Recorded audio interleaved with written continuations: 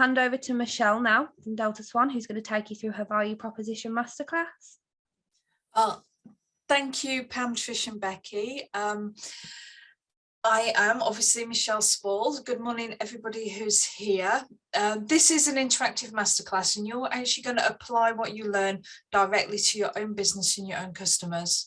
Now, I have 30 years experience, but I don't know about you. I hate those meetings where you come in to learn something and the person spends 30 minutes telling you how wonderful they are. I'm not going to blow my own trumpet in your time. If you want to know more about me, please visit my LinkedIn profile and connect if you want to. So the first thing we're going to do is ask you why you've signed up for a half-day masterclass. We're going to do this just in the room. What I'm going to do is ask you just in a couple of minutes to say what you're hoping to get from the workshop today, and then we'll move on with the main session. So just going off my screen, could we start with Vicky, please? Hi. Well, I'm sure I know some of this. So I've just come to really check what I know, fill in any blanks, and sort of give me a good start for next year, really. Cool, thank you. And Richard, how about you? Yeah, I think I've never really thought about my business as a value proposition in terms of what it is I actually do and what I actually sell. We're a service-based, we're mainly business to business. We're linked to mass participation events, and we're kind of full at weekends. Every weekend is full, which is great. But we got capacity kind of Monday to Friday, which is where I'm looking to evolve the business. Brilliant, love that. I know, Rinska, am I saying your name correctly? You're on mute.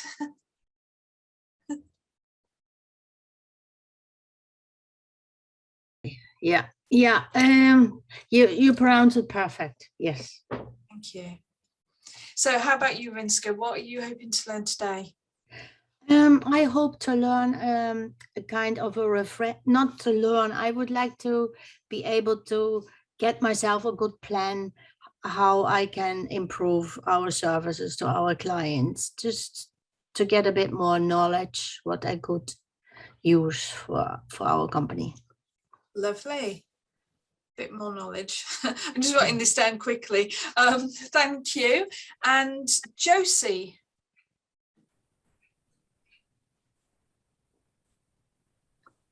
Hello, Josie, are you there? Josie did mention that she was having problems with her sound, so I fear we may not always hear from her. Just check in the list. And Torquil, how about you? Why are you here today? It's just really mostly a refreshing of my knowledge, having used the strategizer approach a lot. So that's basically why. Okay. Well, I am using strategizer today, so don't let anybody know when I get it wrong, will you? That was a joke. Okay, so thank you everybody for letting me know while you're here. For me, value propositions have a very specific value, and that is for growing our businesses, specifically seeing the way we deliver value to our customers as a sustainable route for growth. Could you just give me a second? I need to let some people into the waiting room. So we see, for me, value propositions are about the sustainable route to growth through the delivery of customer value. And the value proposition is actually key to delivering value. The clue's kind of in the name, but it's all related to the concept of customer experience. And the way that value propositions relate to customer experience is that when we have a sound value proposition and we deliver it, then we delight our customers, that earns their loyalty, and this is the big bit, it encourages them to spend more. So Richard, this for you could be about understanding how to get people into your events Monday to Friday. And Rinska is absolutely about improving services, developing new services. So the reasons you're here, everybody, are absolutely the reasons that we will work on today. But when we think about a value proposition, we have to think about what shapes customer experience, because the customer experience we define as being a perception of an organisation. And that is our products, our services, and our customer touch points. So when we talk about value proposition, we're not just thinking about the thing somebody buys, we're thinking about the broader experience. The thing is, though, that many people, and I'm sure all of you, because you'll have been engaging with growth hubs and business advisors from lots of places, you're going to have things like a vision statement, a business mission. You might have a why if you're big into certain influencers. You could even have a North Star.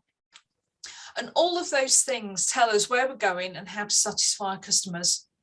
But I believe we also need a value proposition. And the reason we also need a value proposition is simply because all of the things I just mentioned are created to be memorable. They're short, they're snappy, and that means we can't test our decisions against them. I used to work for a company, and Nadia, who's joined the call, will smile at this. I used to work for a company whose mission was trusted to deliver excellence. Now, when you're designing a value proposition, you can't test your value proposition against trusted to deliver excellence. It just doesn't have enough detail. So value propositions are related to those things, but they're different. They start with the customer, which is, it sounds obvious, but many people don't start with the customer. They start with the reason they created their business, the things that they're good at. They're detailed about value and how we deliver value. And we always test our assumptions in the value proposition. Now, if you get sick of me saying, and then we test our assumptions during this masterclass, I may just have said it enough times. The masterclass is here to help you step away from these high-level statements. It's here to help you build an understanding of customer needs, and then you and your team can use that understanding to design products, services, and customer touch points. The other way it differs to those snappy things is a value proposition is not and cannot be a paper exercise. Your value proposition cannot live in a drawer. You can't file it or put it on a poster and hope people look at it. You've actually got to involve your people all the time. The other aspect of this is that you've got to actually work to turn it from paper into reality. The same is true of a vision statement, but a vision statement tends to not have enough detail to turn into reality. The value proposition, once you've created it, requires more work. And probably most of all, because we're thinking about our customers, we have to keep it fresh. Your value proposition that you create today is going to be a very, very small part of your overall value proposition. And most importantly, as customer expectations change, which they do continuously, your value proposition will grow and it will become more exciting and more valuable to your business by delighting more customers. And so that was the introduction. We're going to set you on a journey to using your value proposition to grow your business. What we're going to do in the main part of the workshop is we're going to build the customer profile and the value proposition for the customers you identified in your homework. Now, did everybody do their homework and identify a customer segment? I can see Rinske nodding her head, which is brilliant. I'm going to assume that as nobody said no, then no, I didn't. Sorry, I didn't see the homework. Okay. Does that mean you also don't have your action planner open? So yesterday or the day before, Trish sent an email to everybody with 2 PDFs. One is the homework and the other is the handout for the presentation, which is a interactive activity planner where you can make notes but also make commitments to yourself. Has everybody got that? Has anybody not got it? I've just seen that. I'm sorry, I wasn't in the office yesterday, so That's I didn't see okay. it. Honestly, if we were in a room, I'd have put it in your hand and you'd have it. It's always tricky with email. But if you haven't already opened that, if you could open it, please. And what you'll find is if you open it in a PDF reader, you can type directly into the document and save it. Or if you prefer, of course, you can print it. So is everybody else good there?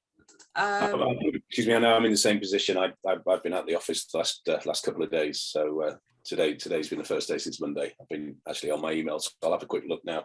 Okay, well, if does anybody else need a couple of minutes just to have a quick look for that document?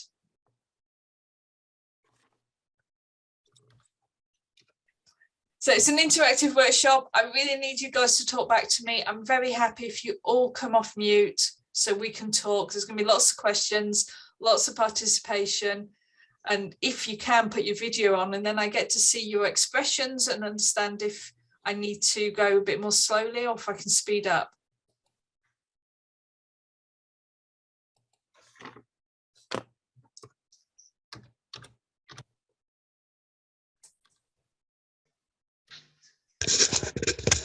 Josie now. Vicky, thank you for coming on video. That's wonderful. I'd like to apologise for my speaker error. Oh, Josie, honestly, if we had to apologise for technology, we'd be here all day long. I know, but I felt like I missed out in the first 10 minutes of me frantically trying to find an AV cord. So I apologise. Oh. Is everybody else there? Has everybody else got? Thank you, Torquil, for coming on video. Have you all got your handout so you can make notes and do the exercises? Yeah. Cool, thank you. Brilliant. Thanks, Vicky. Like I said, more than happy for you to come off mute and we make this a conversation. If we're in a room together, I'd barely be presenting, we'd just be chatting. So at any time you've got questions, anytime you need me to explain something a different way, please, please, please just speak up. I've got like 100 things happening on my screen at once, so the chances of me seeing you waving are unfortunately a little bit low. Okay, so what we're going to do is we're going to build a customer profile for your customer segment. A customer segment is a group of customers if you're in B2C. It's also a group of customers if you're in B2B, but it could well be an individual customer if you're in B2B.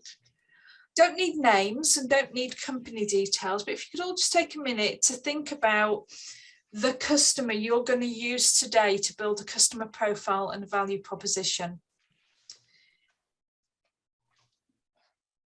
Has everybody got somebody in mind?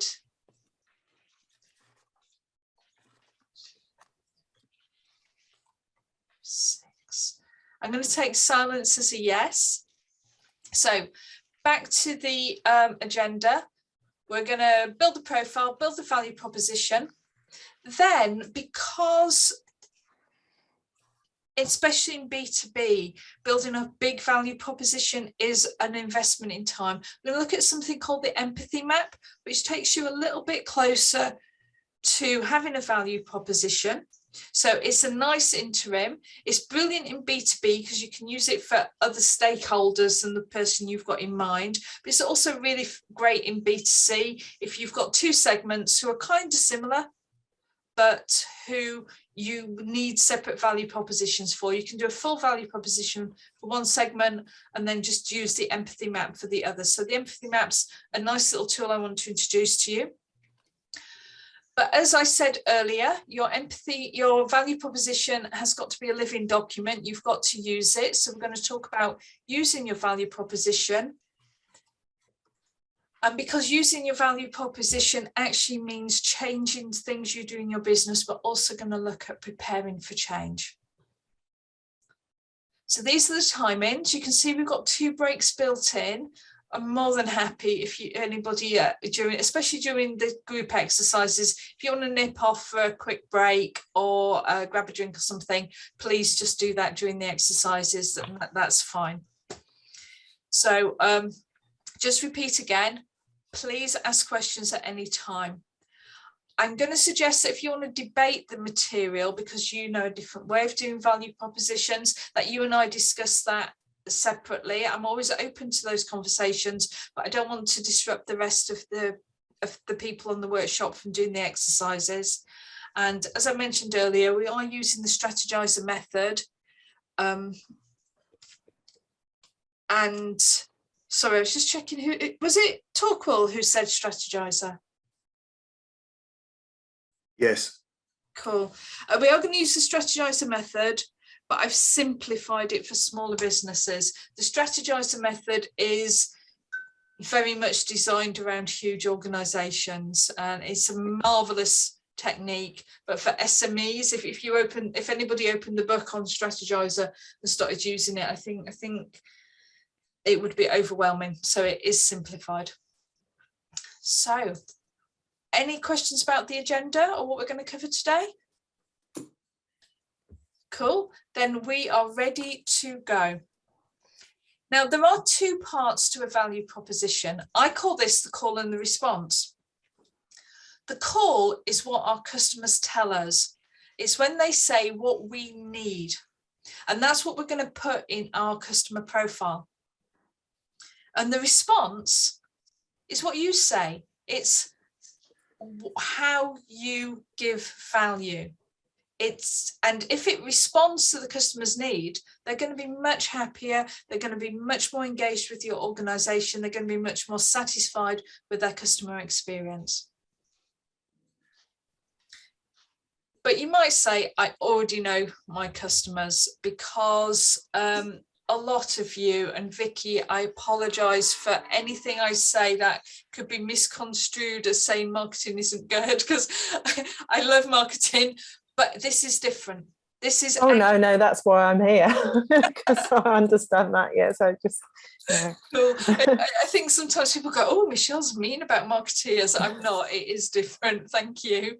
So I think there's a very good chance, because of your businesses and because you're all people who are here today, when you've looked at other advice, when you've explored how to build your businesses, you've actually built a customer avatar.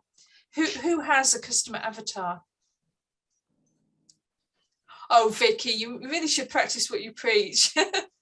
Well, I'm more graphic design, so I don't tend to get involved in the marketing. So okay, do you have an avatar for your customers? I've got a couple of different things that I'm doing. So I've got my graphic design business, which is B2B, and I know what businesses I want as customers. I must admit, I don't go deep into this is the person.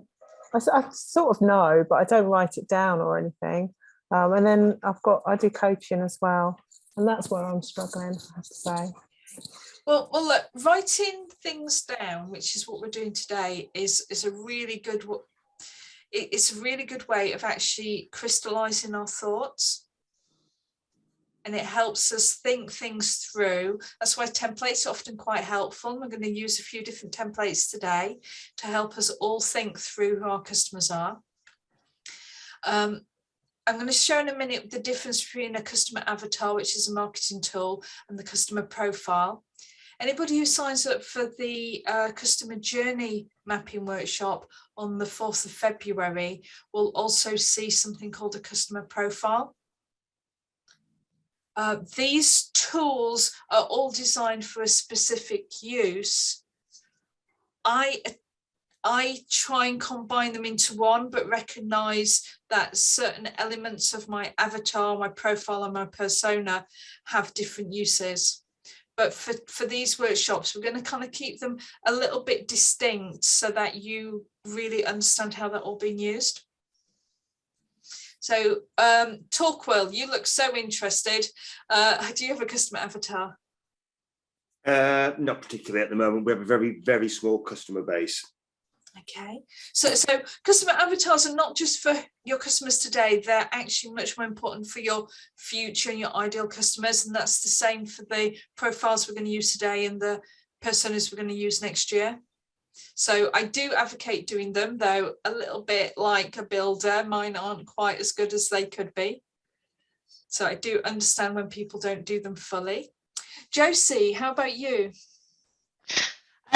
No, I haven't got one. I've like Vicky, because I know Vicky. Hello. Is that I've run a marketing agency, and I don't believe in avatars, because when you categorize people, there was something the other day on one of the social media platforms, and you've got a picture of Ozzy Osbourne and Prince Charles, and they're both the same age. They're both white men, born in a certain age, wealthy, blah, blah, and you've got Ozzy Osbourne and Prince Charles. Yeah. They're not the same. So you're trying to categorize people based on certain demographics and personas just doesn't work for me personally. I actually feel the same about avatars. Whenever I look at an avatar and it says, Bessie's a single mother of 2, spends 4 hours a day on Instagram, I'm like, yeah, but what does she need from me? So yeah. I'm actually with you with the avatar, but I'll also apologize to you, but I'm glad you said that you don't believe in avatars, because I'm not their biggest fan. Richard, how about you? Yeah, we've got a relatively broad range of customers, but they're all of a particular genre. We're a sports media company, so nearly everything we do is sports orientated, and we're just trying to evolve out of that currently. Okay. Yeah, we could talk about sort of, if I try to put them into any kind of category, we work with companies which have 3 or 4 events in the year, maybe 300 people, and then we have other clients who have 60 events a year, each one around about 4,000 or 5,000 people. So it's really varied. But I'm trying to get away from that mindset and be thinking, well, actually, what do I want? Because we literally do hardly any work in Stoke-on-Trent where we're based. In fact, at one point I had more work in Montreal than I did in Burton, which always felt odd. So what I'm trying to focus this on is very much well, how do I evolve the skills I've learned over the last 15 years to get into different types of work in the more corporate focused sector. Cool. So yeah, there's some elements where we work with clients and sponsors, but it's not a massive overlap. Okay, well, I think you will find that activity of crystallizing really helpful. And out of the 3, I personally find the profile, the one we're doing today, more helpful. The personas that we will be doing in the just journey mapping workshop are very good and very helpful, but that's largely because I've moved a bunch of stuff over from these profiles to them. And like Josie, I think if you say white male, I don't know, 72, this sort of income, you mix up Ozzy Osbourne and Prince Charles, and I think we all know they're going to be buying their jackets from different shops. Yeah. So I Josie, I'm going to put you on the spot towards the end of this section and say, is this going to be more useful to you than an avatar? And I've got my fingers crossed. You go, yeah. So Nadia, have you used an avatar yet? I haven't used an avatar, but I have sort of profiled the customer that I do want. I think, yeah, they will be typically male of a certain age, but the way that I see a profile of an ideal customer is that they're new in their job, that they have an international team, that they work in an international corporate environment, that they have the capacity to work remotely and online, yeah, and that they need some support for their first initial 90 days in their new role. Wow. So to me, I categorize differently, rather than think about male, middle-aged, earning a set income. It's their characteristics and where they are in their own career journey. Brilliant. That's going to be awfully similar to what we do today. So thank you. So that's good. That's really good. But saying that, there is no reason to not have an avatar and to not have those other demographics, because avatars are built so we can sell more. Avatars are built so we can direct our marketing. Now, Josie's absolutely right. I also don't think Prince Charles and Ozzy Osbourne are reading the same magazines or in the same social medias. So you have to do more than just those also almost superficial demographics, but you do need to know how to reach your ideal client, and you do need to know how to speak to your ideal client. So avatars are valuable, and I'm definitely not saying don't have one. It's just what we're doing today is something different. So in marketing, we build avatars so we can sell more. In customer experience, we build profiles and personas so we can serve our customers better. And that does involve knowing them better. It is more than white male 72. It is more than on Instagram 4 hours a day. And that's what we're going to be doing in this first section, this first interactive session. There's just one health warning we have to remember. Even if you look the same as your ideal customer, even if you've got those demographic similarities, even if you've been in your industry for a long time and worked with a lot of customers, we need to acknowledge that we're not our customers and our needs are different. And that's because every customer is different. We need to recognize that our relationships with existing customers are not knowledge. Unless you've asked the customers some of the questions we're going to explore today, you do not know their needs. You know what they've told you within their perception of your relationship. That's so important in B2B, but it also plays into B2C quite a lot. And we've always got to accept that changes in our customers' lives change their needs and expectations of us.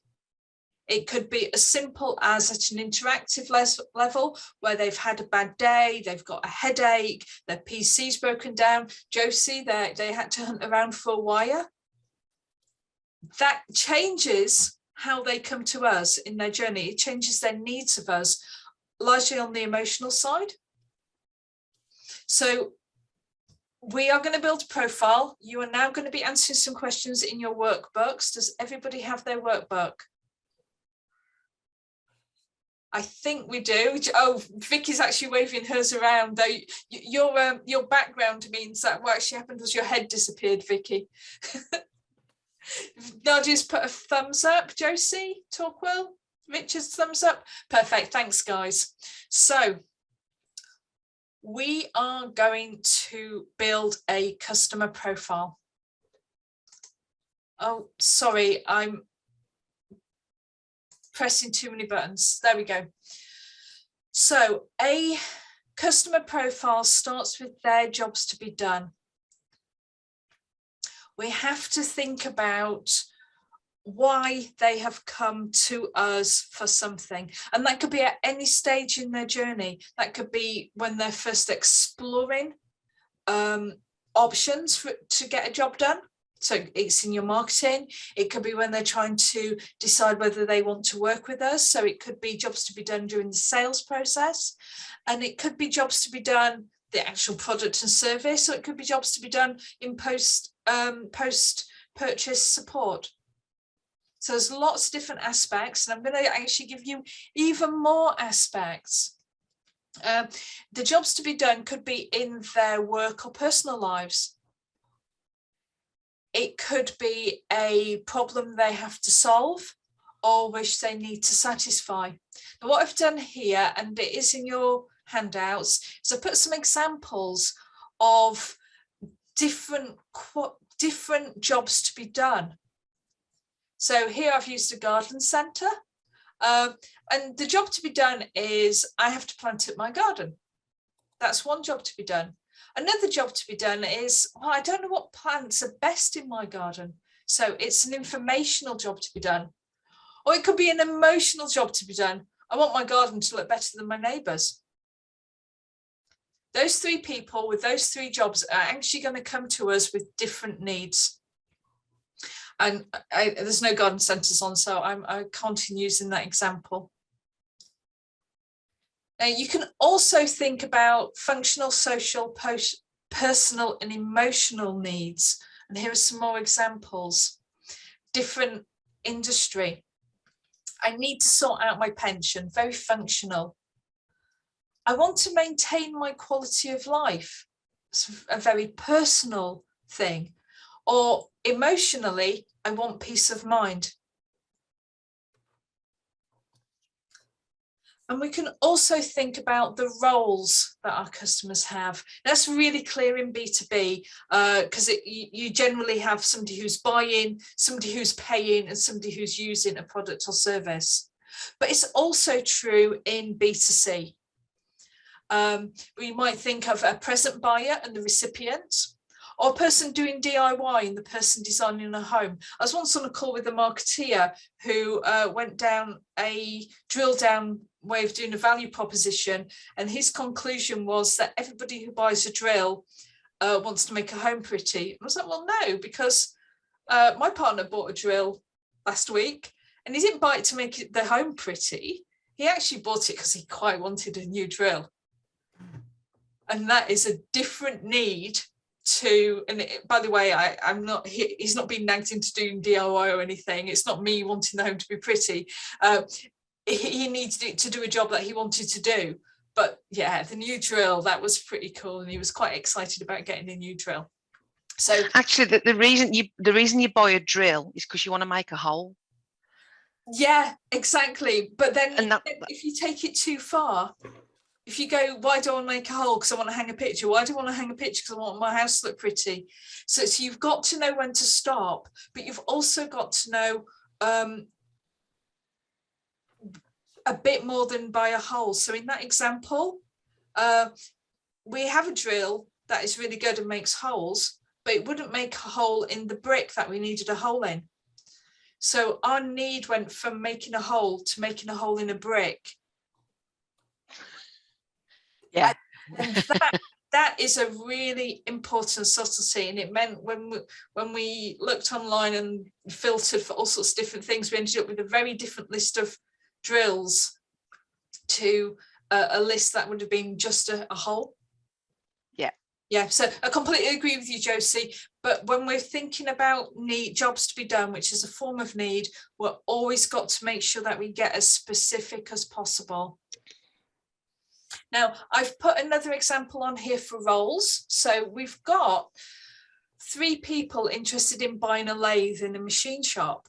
The person buying the lathe, they're going to be thinking about cost of maintenance, outlay, can they get credit? There's going to be the person operating the lathe, actually turning the parts. And I've just picked a 3rd role here, and that's the person who needs to keep productivity up, who's going to have a different set of needs for the lathe to the other 2 people. So you always must think about jobs from your customer's perspective. And what I'd like to do now is hand it over to you guys. We've got 15 minutes to discuss and capture your customers' jobs. So for the customers you've identified in your head a few moments ago, answer the questions in your handouts. You can sit quietly, you can open the floor to questions. We've got 10 minutes for you to sit quietly if you want or to discuss, but I am going to open the floor after 10 minutes to ask somebody, one volunteer, to describe their customers' jobs and answer any questions. So that's 10 minutes, and please do, if you want, take a break.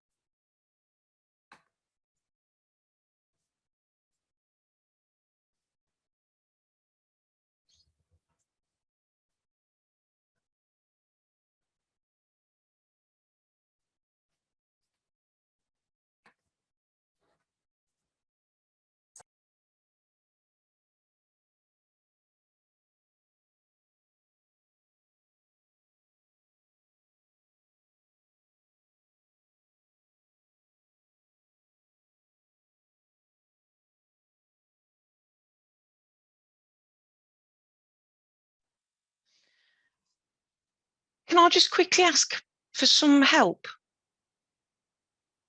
Of course you can. Of course you can, Josie. How can I be of assistance? The question is, what is your customer's role? Is what your customer's role is to their customers? It could be it's a, not exactly, though it could come into it. So tell me a bit more about who you've got in mind. I'm working with a charity, and they work delivering 4 different areas to the public. So that's where the question is, what is your customer's role? So is it my customer's role to their customers? So normally clients. when we think about an organisation, we try not to think about them just as a homogenous mass. So Yeah. what we're kind of thinking about is, what are the role of the person that you're thinking of within the charity? So you might be thinking of the person who delivers the support, or the person who designs the support.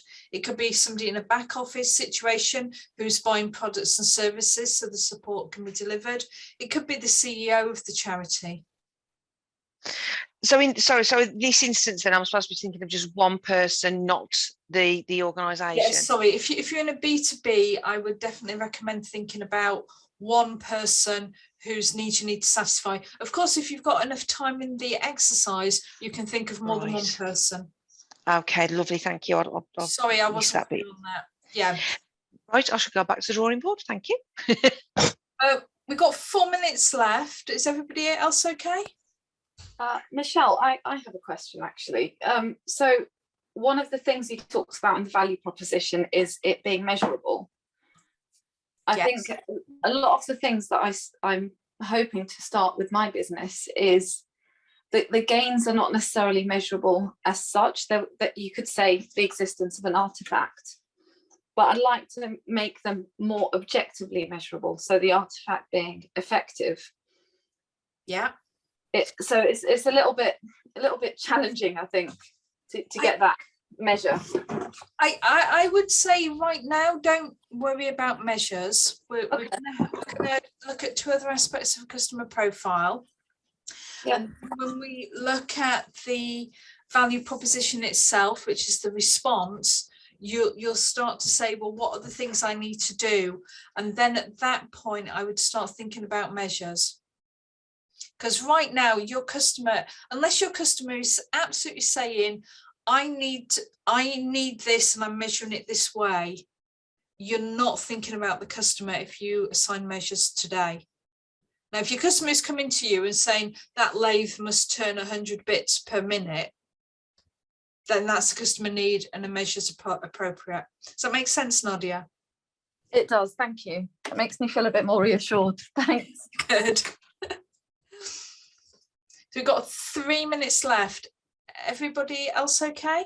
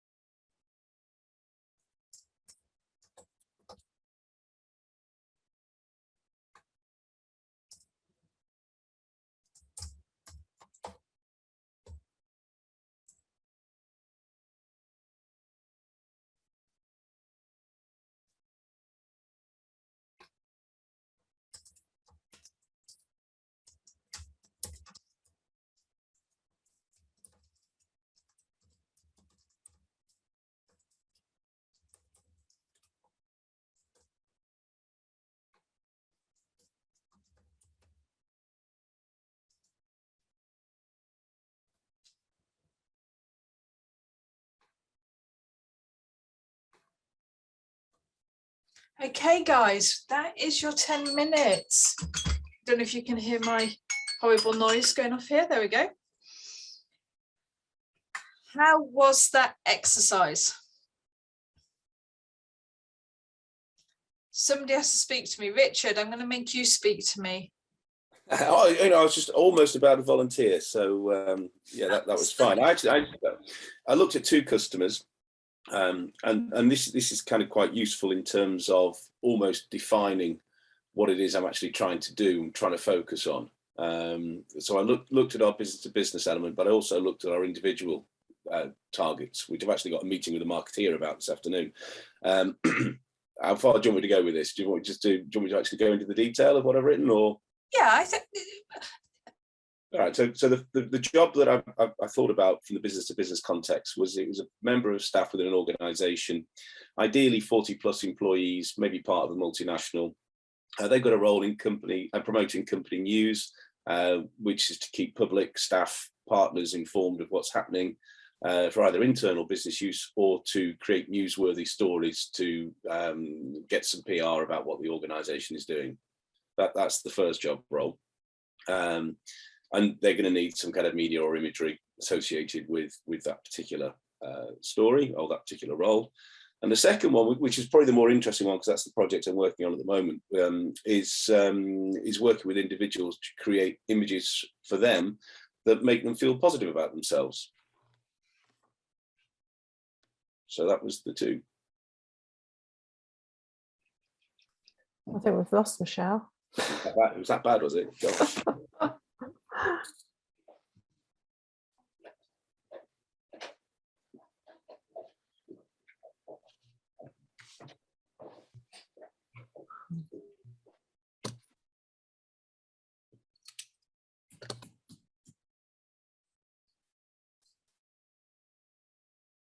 Pam?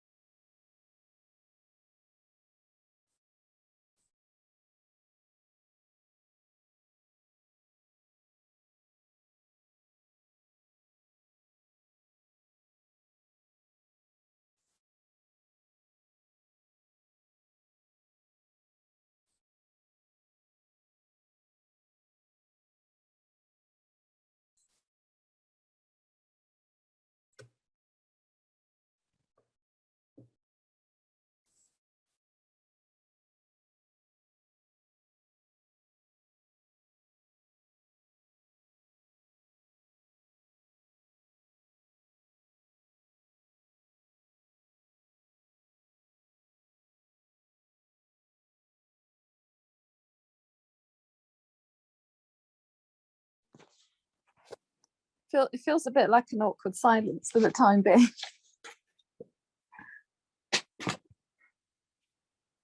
Am I still on? Yeah, you are. Yeah. Okay. Yeah. Just can't do it without the facilitators, can you? No, no.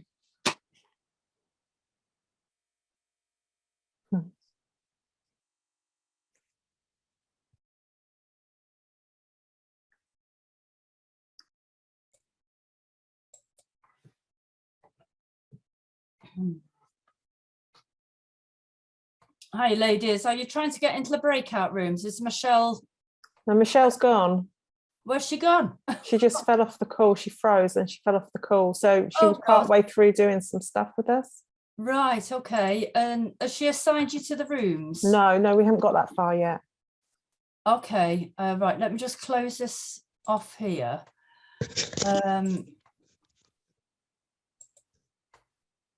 Let me just give her a quick call and just see if she's all right.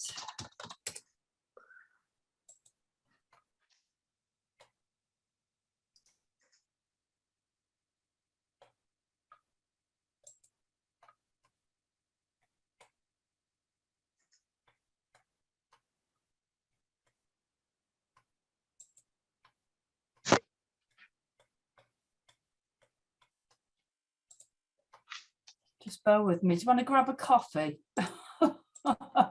Just whilst I'm just trying to get hold of her.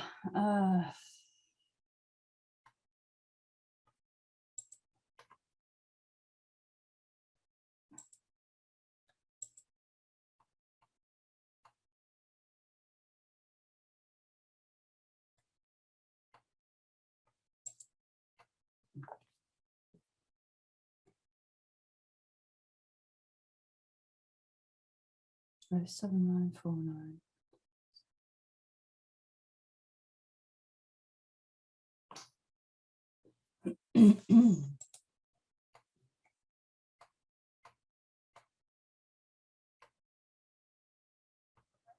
Hello, Michelle, it's Pam. Yes, I'm just back on and you fell off.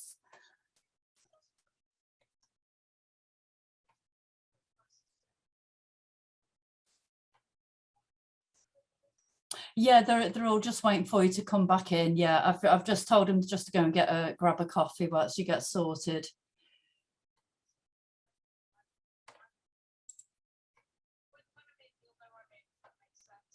Yeah, that's fine. What I'll do is, because the hosting would have come back to me, so I'll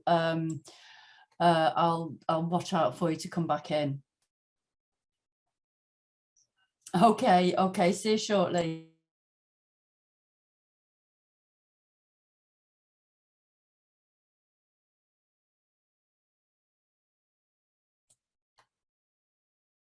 Hi everybody, I've just spoken to Michelle. She's just trying to log back in now, so hopefully she'll be with you in a few minutes. So if you want to just take this opportunity just to go and grab yourselves a cup of coffee, have a quick comfort break, and hopefully she'll be back in and we can resume the session. Okay, thank you.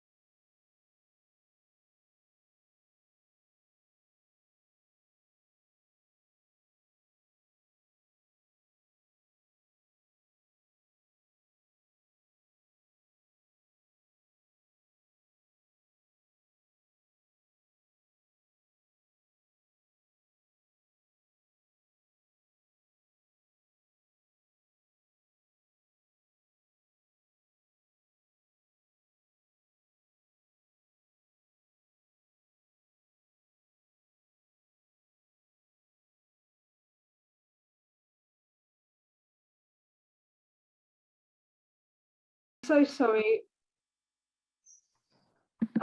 So sorry about that, guys. Sorry, who did you say had gone for coffee? Is Richard still on? Yeah, we've got Richard. Yeah. Richard, I know everybody else probably heard the good things you have to say. Could you just get me back up to speed, please? So I just looked at sort of two job roles. First job role being in the business to business context, somebody buying media content or media provision for either internal or external news. Could be something about an event they've got on, or a change in their organisation, or maybe new product, or along those lines. And the second target audience, which is a project I'm working on at the moment, is creating imagery for individuals, which is just part of them helping to develop positive thoughts about who they are, what they do. Brilliant. That sounds really good.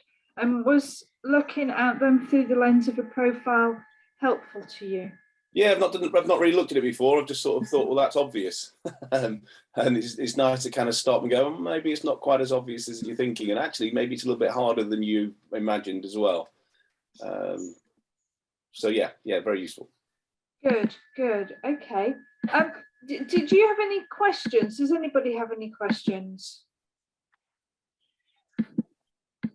I do, to be honest. I'm a little bit confused because Richard has sort of gone on with two people at different levels to what I've done. So I don't know whether I'm just completely not grasping this at all. Well, look, everybody's customers are different, Josie. So tell me who you've worked with, and I'm pretty certain you've picked the customers you need to think about. I looked at just one organisation and using your example questions. So I picked on the CEO. So her functional role is to deliver on their SLAs. Socially, it's to support the local community, and then on a personal level, help people become empowered and economically active. And then I asked the question, what's the customer's role? So I've looked at the customer, my client, and said she has to run the whole organisation and deliver on all aspects. And I was thinking about all the meetings she goes to, HR, management, etc. So I've sort of gone deep, a bit deeper than what Richard's done. So have I missed the point? I'm struggling a little bit. I don't think based on what Richard's told us, you can assume you've gone deeper, because we asked Richard just to kind of give us a top level view. What I'd say is, on your first set of questions for the CEO, you're very much thinking about her looking towards her customers rather than what she needs from you. So brilliant understanding of her, lots of empathy going on there, understanding that she needs to deliver services and so on, but what is it she needs to deliver the services? So I'd say go deeper on the delivering the services. And I actually, I thought what you said about her, she needs to have meetings effective, she needs to have HR, I thought they were spot on. I think that is the right kind of depth. There's no right or wrong in this. There's only useful. Right. Okay. Yeah. I think I've missed the point, but I'm getting it now. I find this really difficult to learn this way, so I'll get with it. Yeah, it's not ideal, and if we get back in the classroom next year, hopefully you'll come again and we can actually talk individually and so on. Yeah, we have got some brilliant. breakout rooms set up. Thank you. Just wants a one-to-one during the 10 minutes. I'm more than happy to do that. Great, thank you. Okay, is everybody else okay with that exercise? Torquil, Rinske, Nadia, Vicky? Yeah, I'm fine, thank you. Sorry, I had to walk off for a couple of minutes. Thank you. Oh, I had to run around the house for a couple of minutes, so it's okay. Rinske, are you? Yeah, I'm fine. Yes, it was good exercise. Good. And Torquil? Yeah, fine. Brilliant. And Vicky, you're good? I think so. Yeah.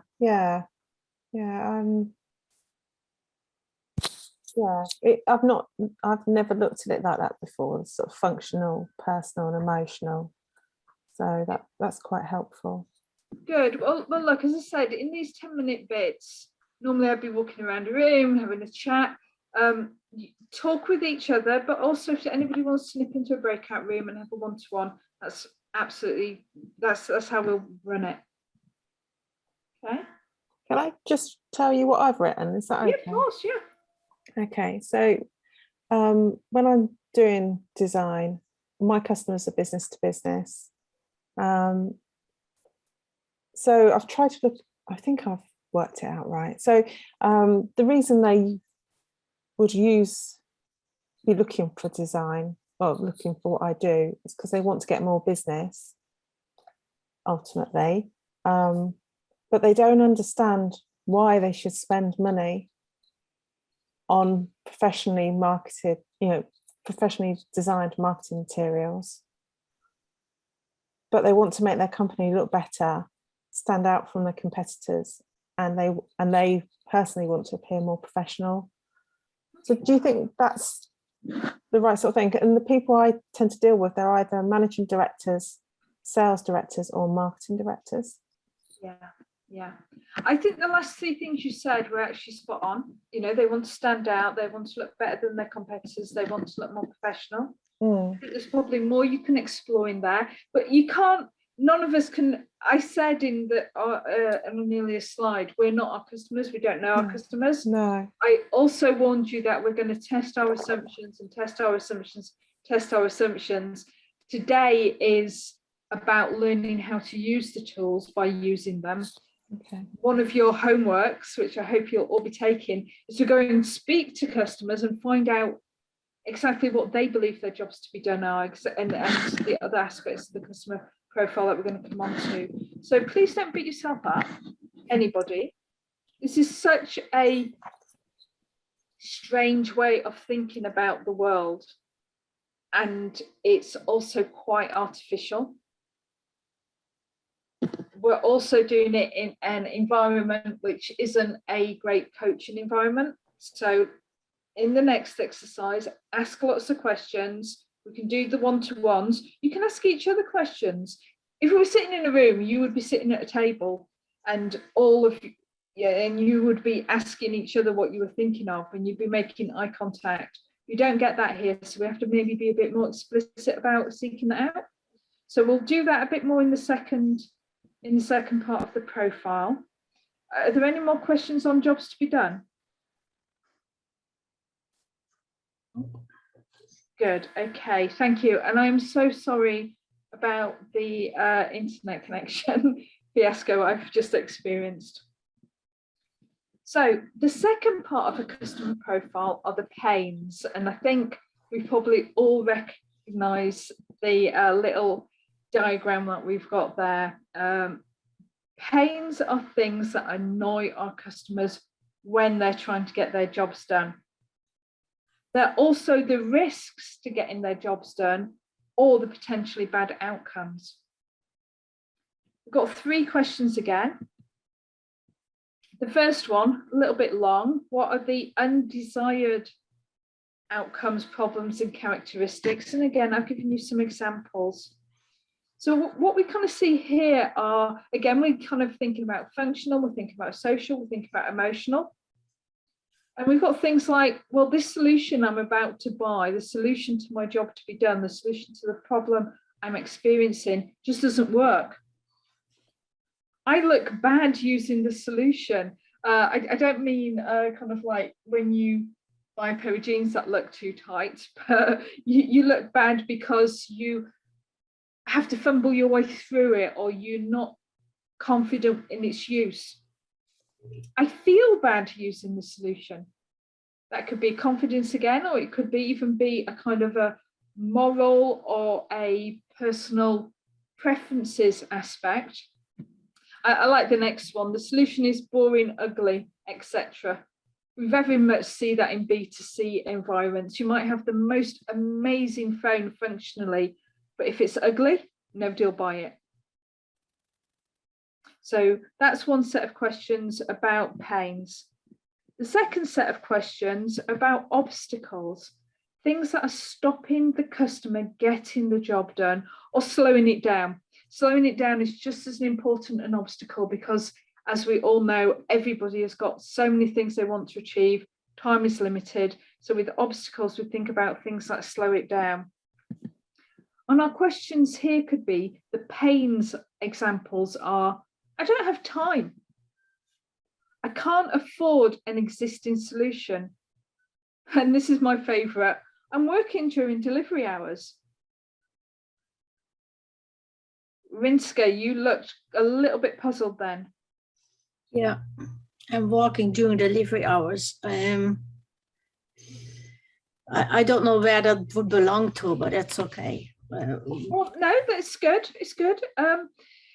If a job to be done is to buy something, and a firm says we only deliver between 9 and 12, and the person is working, then that would be a pain. It would be an obstacle to getting their job done. Yeah, get it. Everybody else okay with those questions? And the last set of question, the last question is what might go wrong. And we've got some, again, examples here. Now I've gone fully B2C here. My mum might hate the colour. How many times have we bought something online where it doesn't look like what we thought it was going to look? It might be a scam. A customer pain is that they could be being scammed.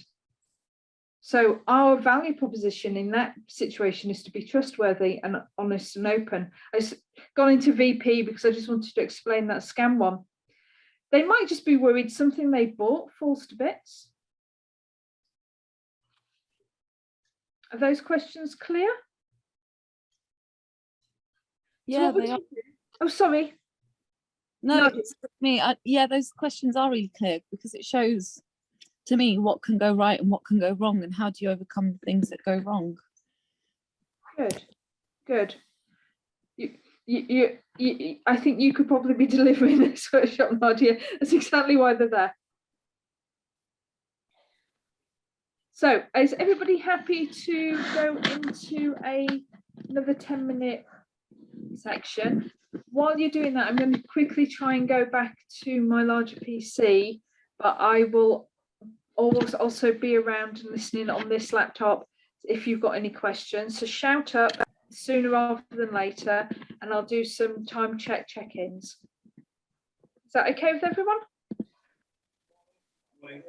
Yeah, great. Thank you. Brilliant. Thank you.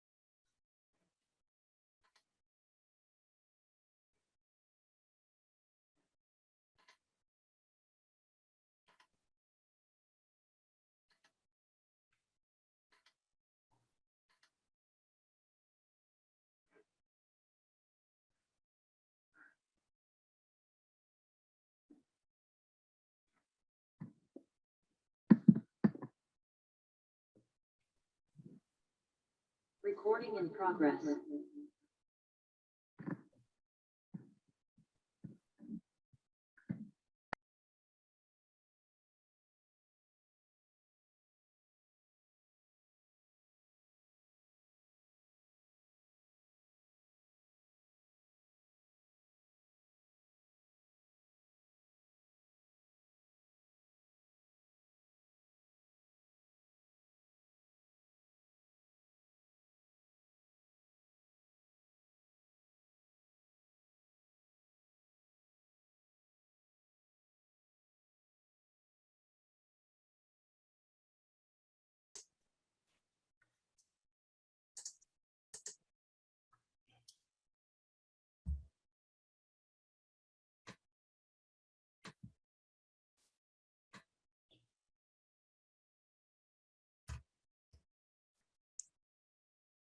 So I'm back here. Is everybody okay?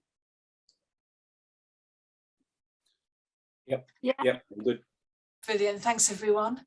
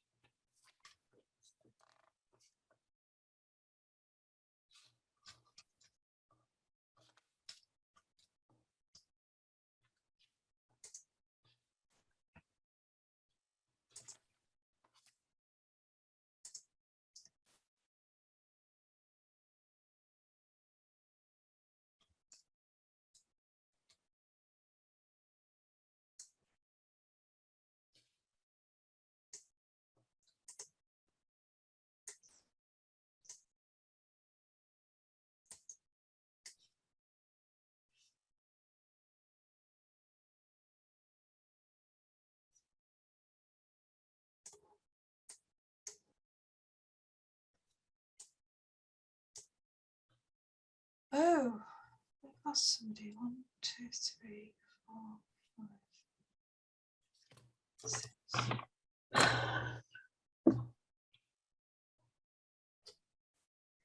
So about halfway through, how are you all doing? Does anybody have any questions?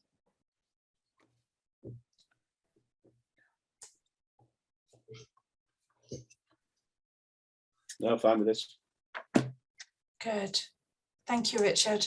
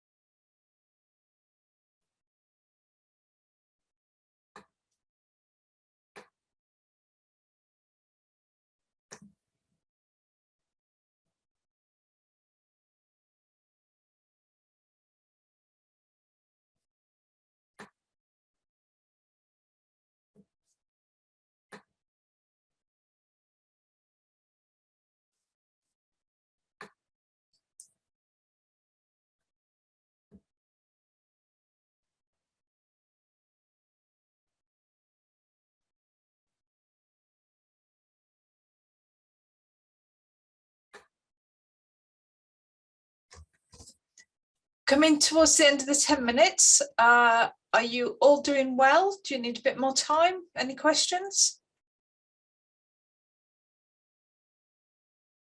Thanks, Vicky. I do have a question, Michelle. It's Nadia. Hi. Where you've got here, what might go wrong for the customer?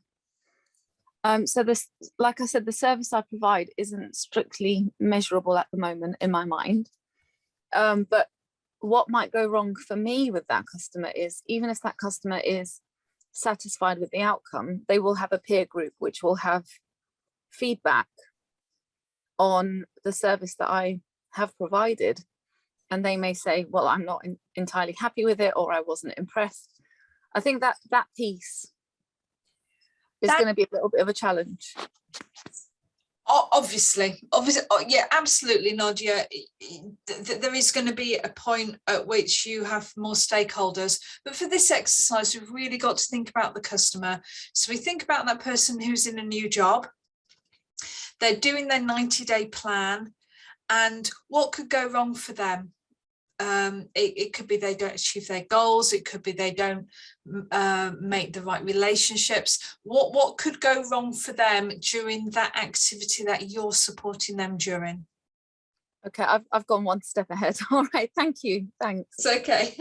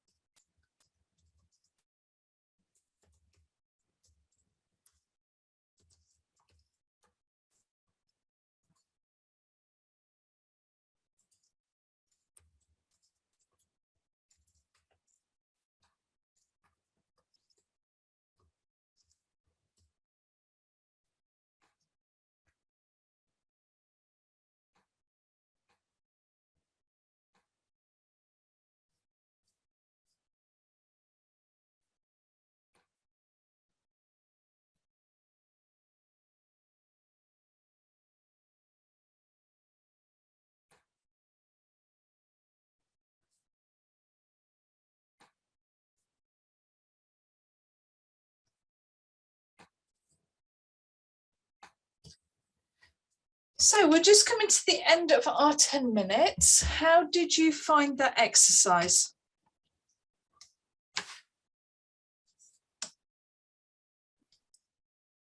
I think I'm okay with it. So can I tell you what I've written down? So for my customers' pains, they may have new competition, new products and services to promote. They don't think they have a big enough marketing budget. And they're worried that if they spend all their marketing budget and they get no return on investment, and that could be because they've used poor design providers in the past, which have been a waste of money. And quite a lot of time I come up against, they don't have time to wait for results because they just want instant results. And it doesn't quite work like that. So I look, you clearly have a good understanding of the background. I think the pains that I would tease out of that would be that the budget might run out, and that the timeliness. I think you've probably also got in there somewhere, though you didn't say it expressly, that they might not get the results they want. And when you think of those three things, you're almost certainly already thinking of solutions to them. And those solutions are what we call the value proposition. Right. Okay. Yeah? Yeah. Cool. Does that mean it's been a useful exercise for you, Vicky? Yeah, because I don't think I would have put those together for a value proposition.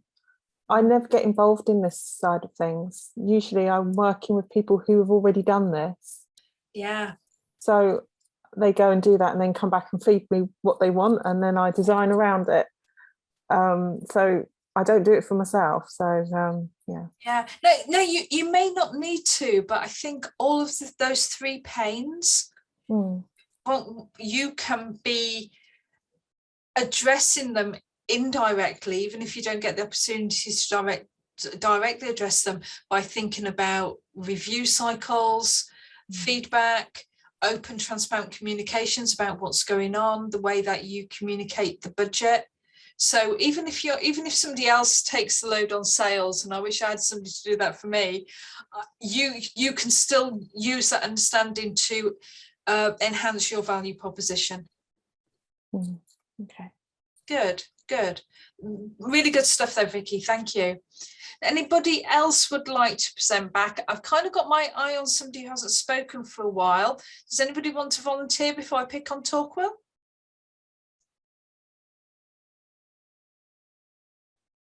No volunteers. Torquil, are you still with us? I am. Good. How did you find that exercise? It was okay. Useful?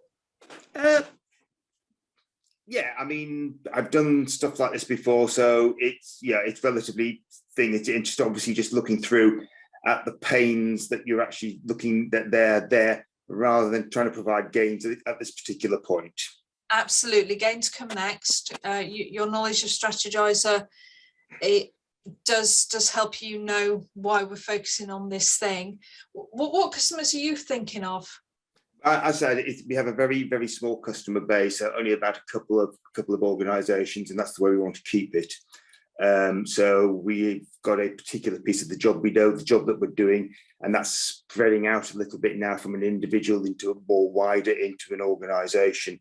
So the gains that we're at, the pains that we're addressing with them, there for them is essentially missed opportunity. And that could be either for letting their customers down or not taking advantage of situations. So that's the main pain, and also getting it wrong and the implications of that. Okay, good stuff.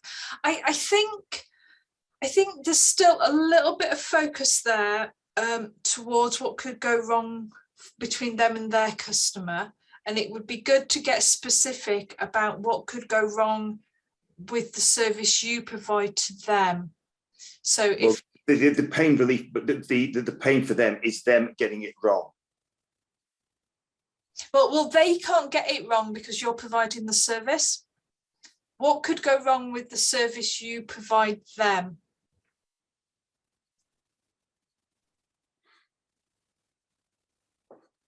We do, yeah. So Vicky spoke about that they might run out of budget because the cost could escalate.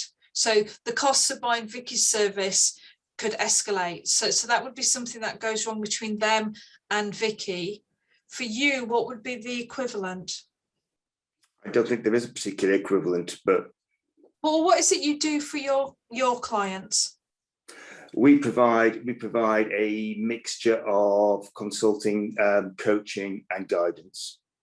Okay, so with my clients, I think one of the pains that I address is that they sometimes feel they may feel uncomfortable that the guidance is pushing them in a direction they don't want to go in.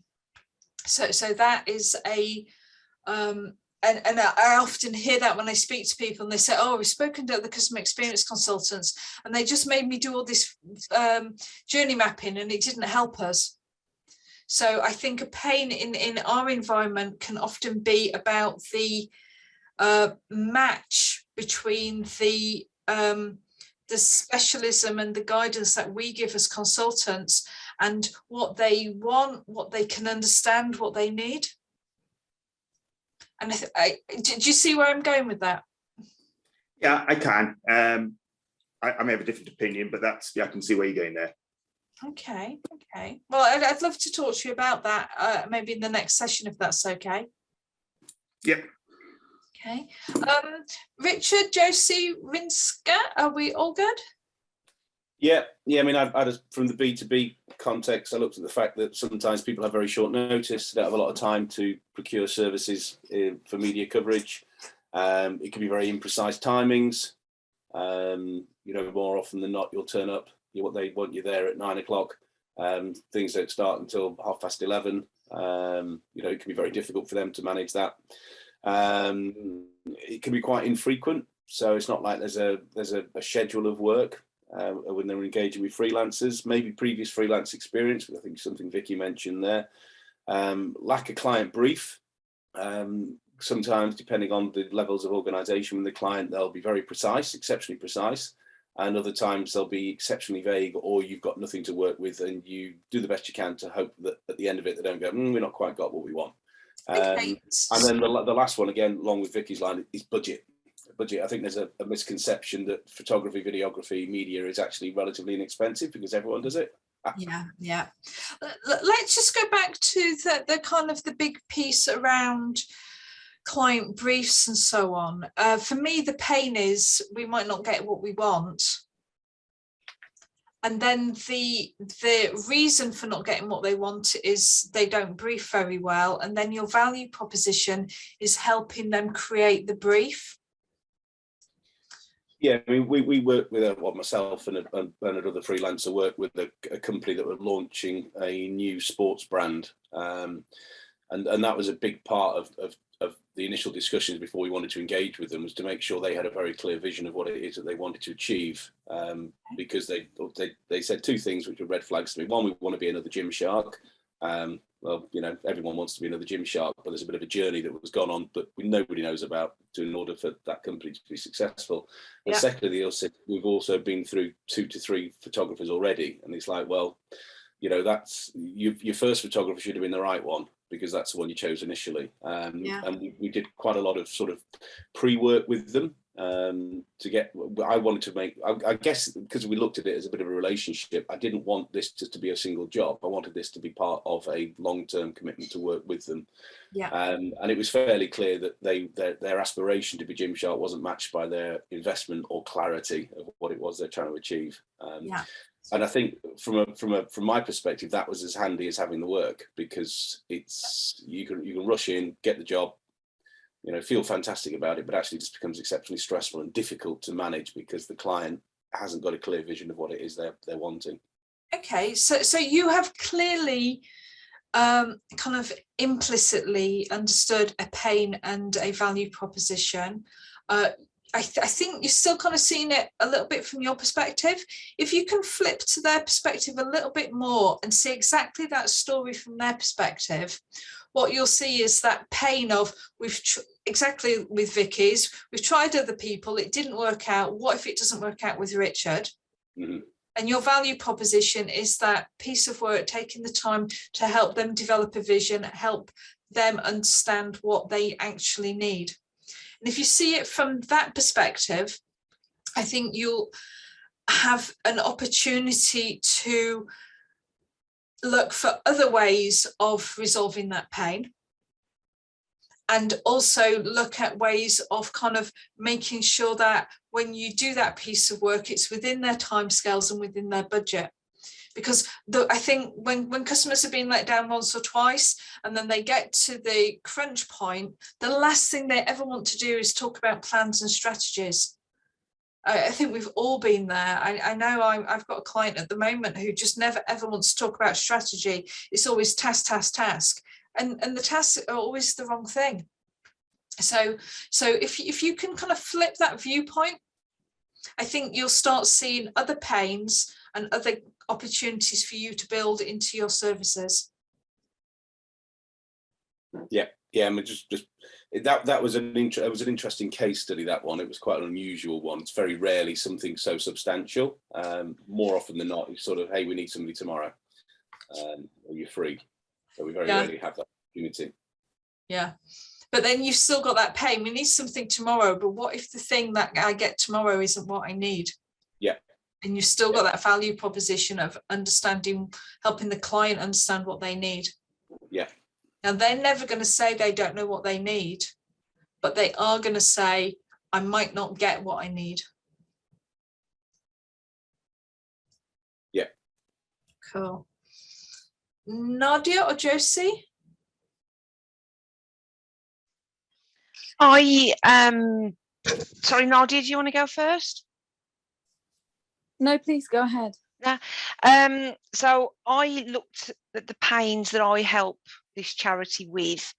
And although I was thinking specifically about this charity, it's applicable to, I would say, 99% of my clients. So they've got no knowledge base of social media marketing within the organisation.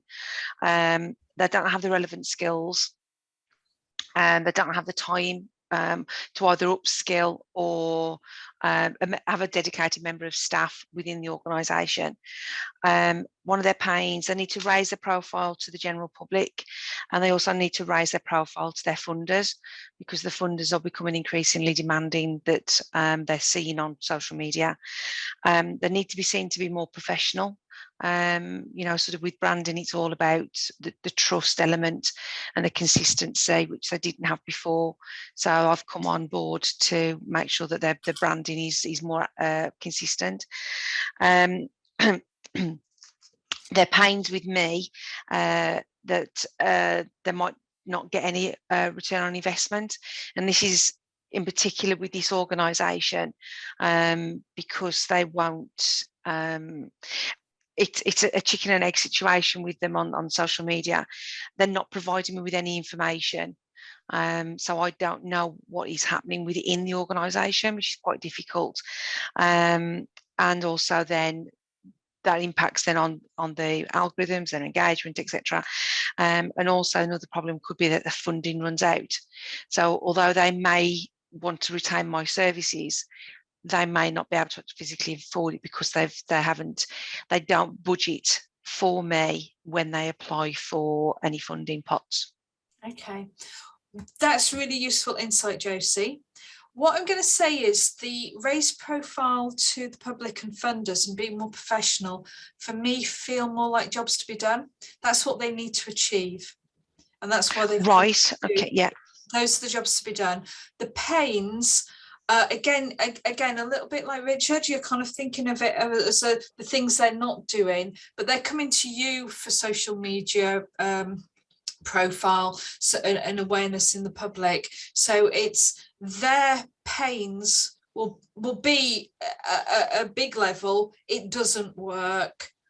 We don't. I love what you said about not getting a return on investment, and then you can become more specific about that. And then just like with Richard, you can say, well, what is the value proposition that helps this customer achieve their return on investment?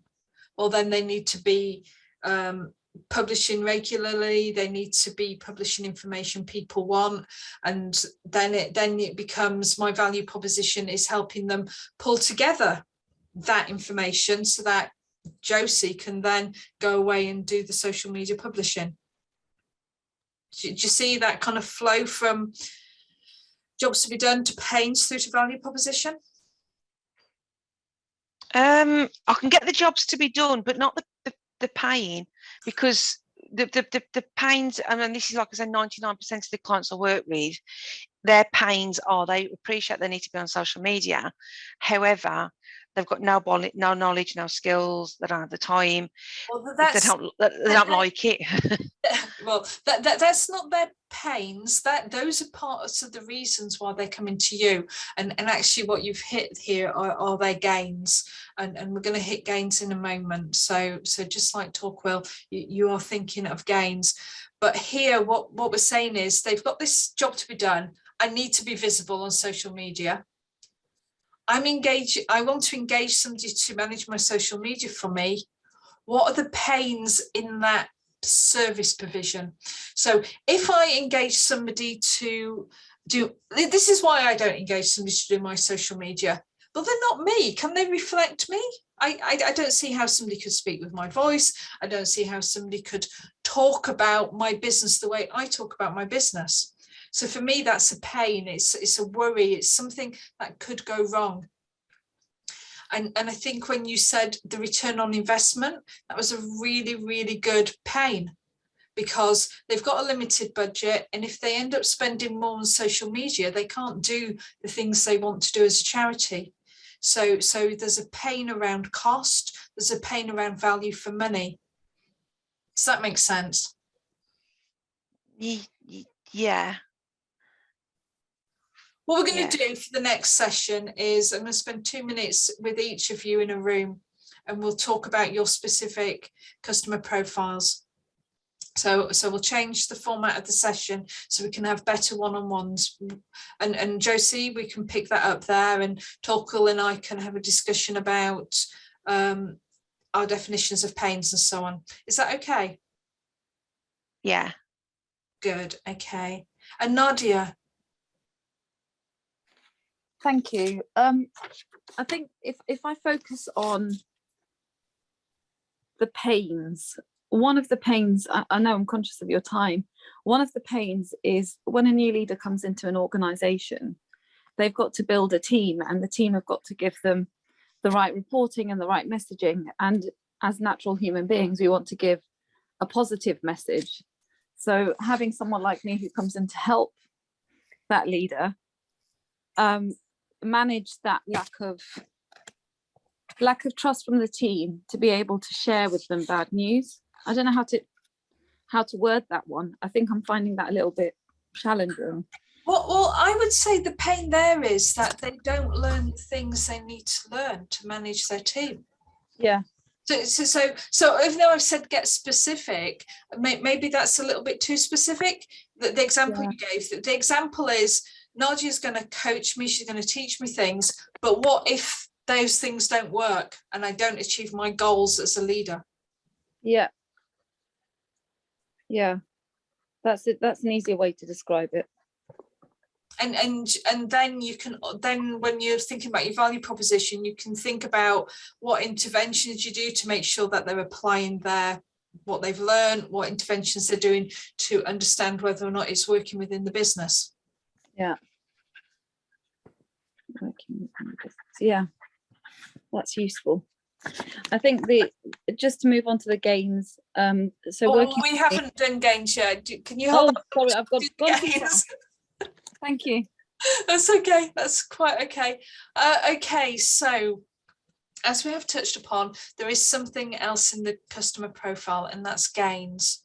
Now, I really have to emphasize gains are not the opposite of pains. There'd be no point doing it if the gains were the opposite of pains. Gains are the benefits our customers want.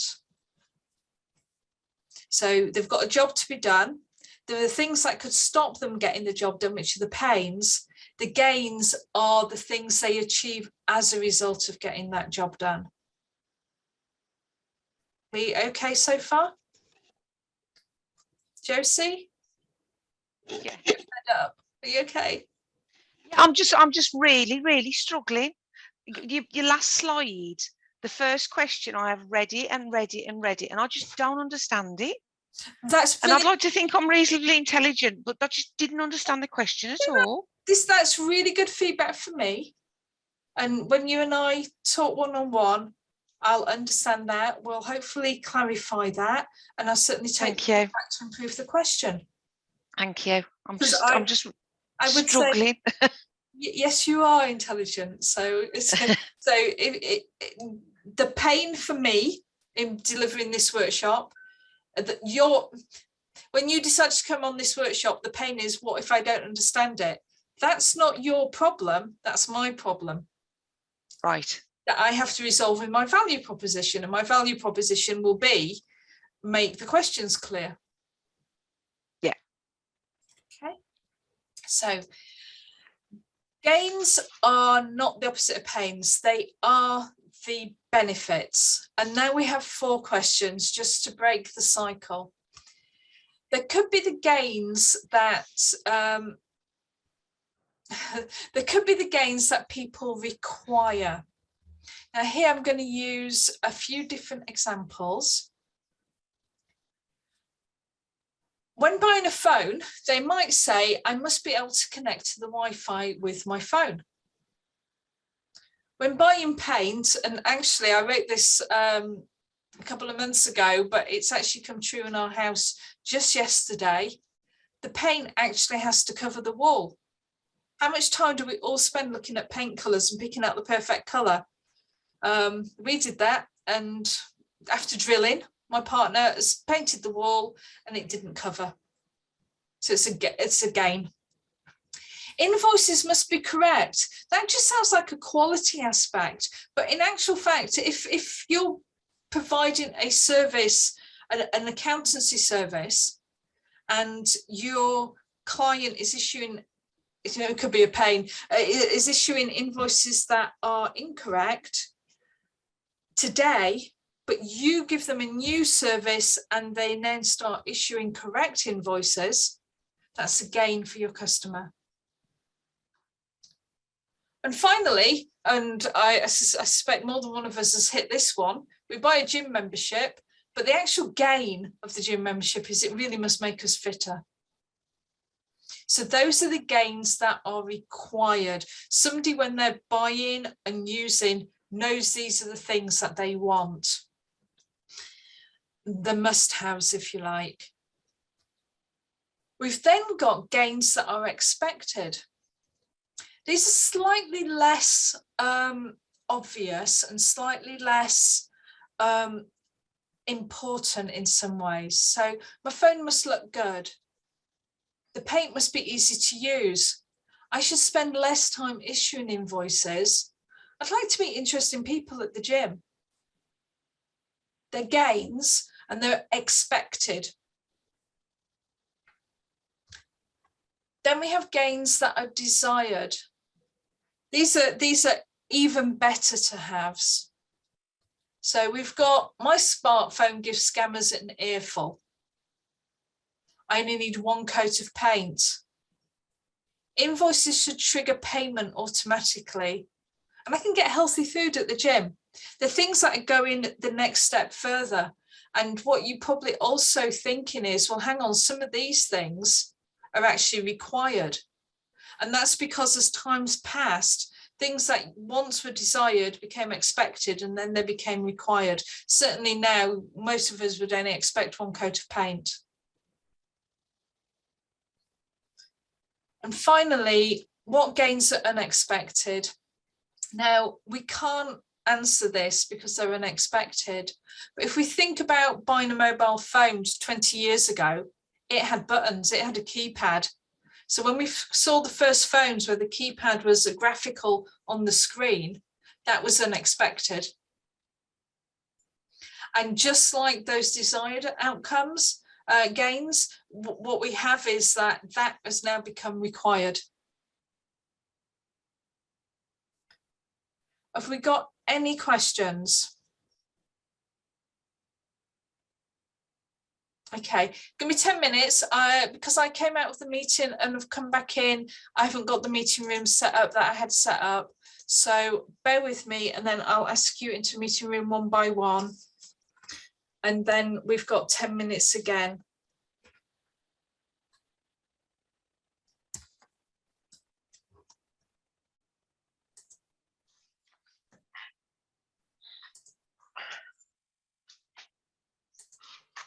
So Josie, you're in the meeting twice. You're in once as Josie and once as Josie Hadley. I think it's the Josie one that I can normally see and hear you with. Is that right? The Josie Hadley one is the video and the Josie one is audio. Okay, then I'm going to invite you into the room twice, one for each, so that we can see and hear each other. And okay, we'll go first. So you'll see a thing in a moment asking you, if you don't see a thing in a moment asking you to join the meeting room, go to the breakout section on the menu and just click meeting rooms and you'll see you've been assigned. Okay, okay.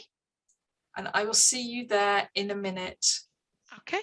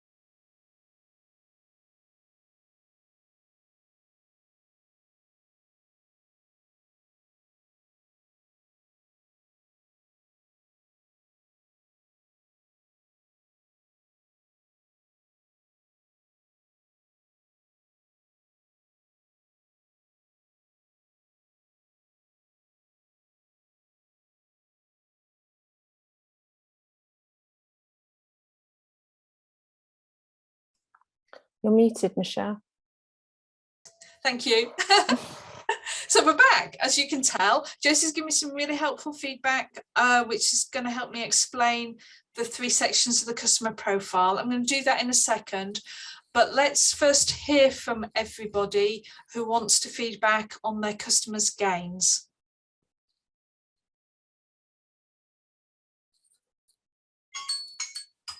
Yeah.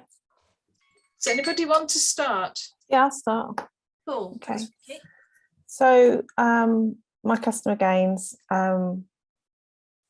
if they use a designer, are they will get new business. They will save time because they're not doing it themselves. Everything will, all the marketing material will look great, which will make them look good. Yeah. And they'll have a sense of pride with the end result. Brilliant. Really good gains. Thank you. Rinska, how about you?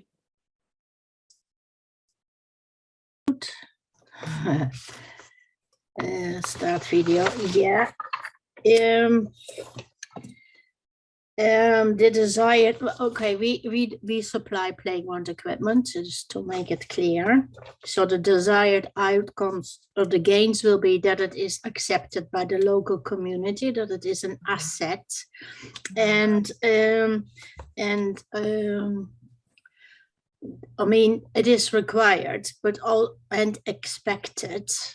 And the unexpected gains could be that it improved the whole social surroundings in that area. When it is a successful project, there will be less vandalism, maybe nice. Greater appreciation of the council, because they are our main customers. Good. They're brilliant. Really good. Thank you, Rinska. From Richard, Torquil and Nadia, do any of you want to share your gains? Yeah, quality I think is always a very interesting element within creative media, photography, videography. I sometimes see images online and want to cry. And there was one recently, and it was a drone video, and it was just incredibly dull, and it's frustrating because it's like, you know, you can do a better job. So it's trying to emphasize, trying to break an existing relationship and show, hey, look, we can do this, we can do a better job, we can give you more impactful content.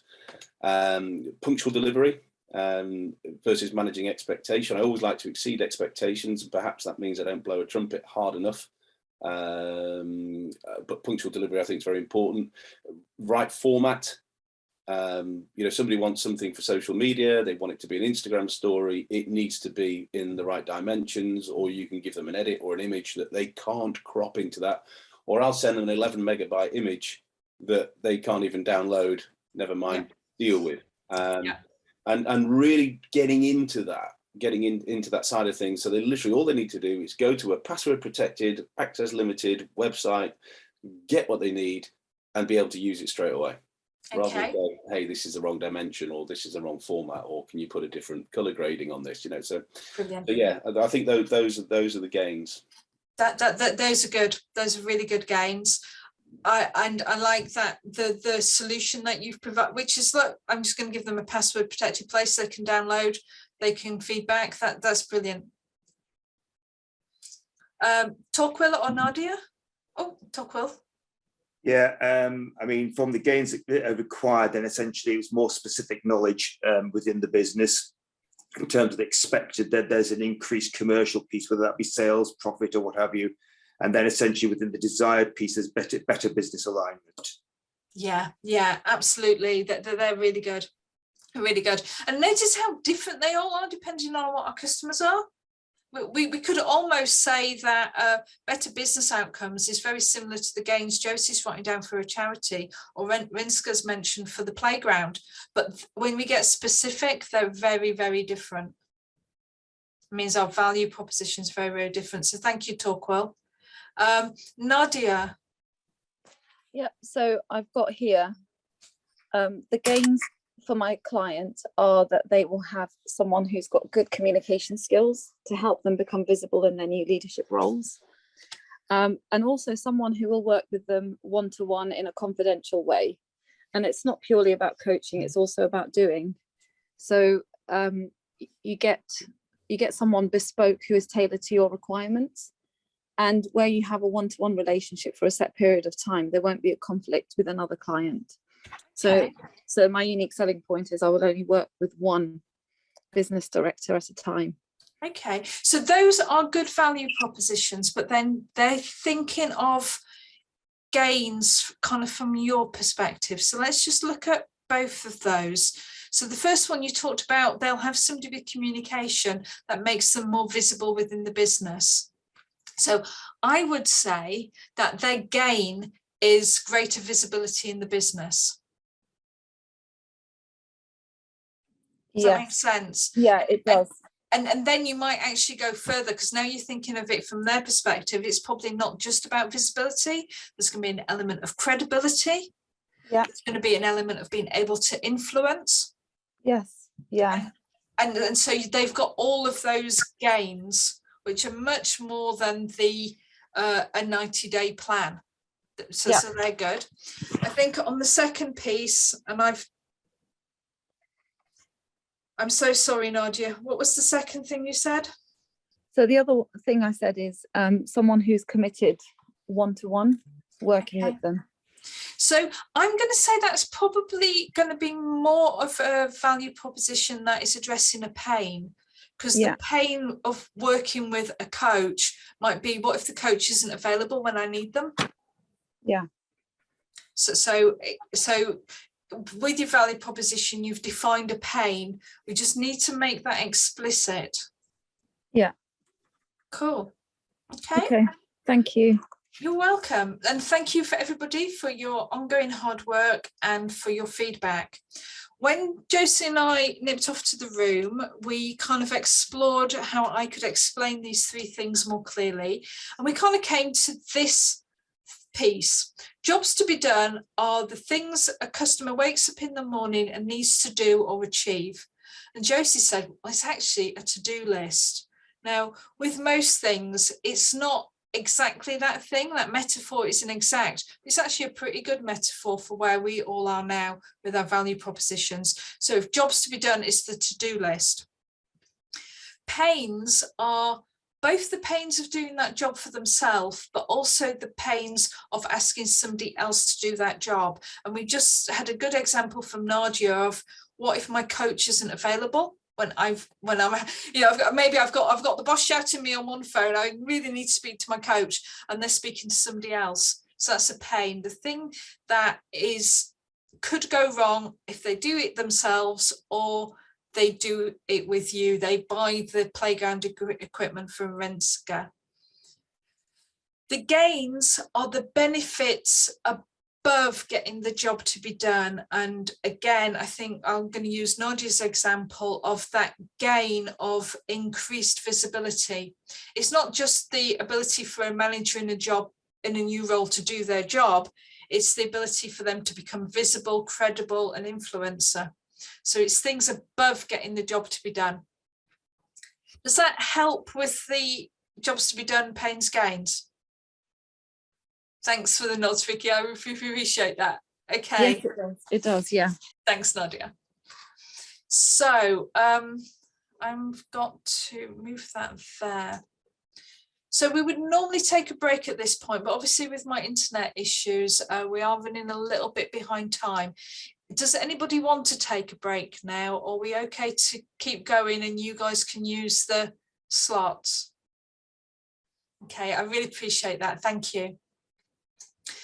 So we have now built a customer profile. We talked about taking a break, and now we're talking about a value proposition. Just so you know, we're about 40 minutes behind time. I cannot define value proposition because it's a fairly nebulous subject. I do like the definition from Wikipedia, which is this. It's also what I've been saying, it's the response to the customer's call for their needs. So it's the answers, what will we do to deliver the value the customer is asking for in their customer profile. But it really is a subject that's much clearer when we do rather than talk about it. So is everybody okay for us to go into the next series of exercises? Vicky? Are you still sharing your screen? Because I can't see that. Thank you. I will do that bit again. It did tell me that I'd stopped, but hold tab. More. Share screen. Thank you. So I'll just do that again. So this is the definition of a value proposition from Wikipedia. Is everybody okay with that definition? Is everybody okay to say it'll probably become clearer when we do it? Okay, so I saw a few nods, so I'm going to go ahead. Now, the value proposition has three parts. The first part is where you list your existing, or in Nadia's case, planned products and services. You're not looking at your value, your customer profile right now. You're talking about what you do today. Our question is, what products and services do you offer your chosen segment? And we got some examples. Now, these examples recognize that our customers' needs exist throughout their journey, from the point they first start looking for support through to the end of their relationship with us. So here we've got, in their examples, you offer information about your products and services. You might do a needs analysis or project design, and certainly we've heard both Richard and Nadia talking about that. You might offer free samples. There is, of course, the actual product or service, but then you might also offer customer success management or account management. There's obviously support. There could be a subscription. There could be waste removal. So I'd like you to spend 10 minutes writing out all of the different things that are part of your service, from awareness through to goodbye when you're working with a customer. Is that okay? Do you have any questions? Michelle, I just want to confirm it's the service provisions that we provide, or are you looking at the end-to-end? It's the end-to-end, and we're counting products and services as including all touch points. Okay. So anything you do with your customer. Josie? Thank you. You're welcome. Josie, you were waving. I'm not sure if you wanted to speak. Josie? I think, yeah, I can see you. I'm saying hello, but you're not talking. Let me go to the chat. I'm not very good at lip reading, but I think that said, let me in. She's in. It's just, oh, no, right. No, two devices, wasn't it? Yeah, I need to close the other breakout room because she hasn't left that breakout room. Close all rooms. There we go. Are you back, Josie?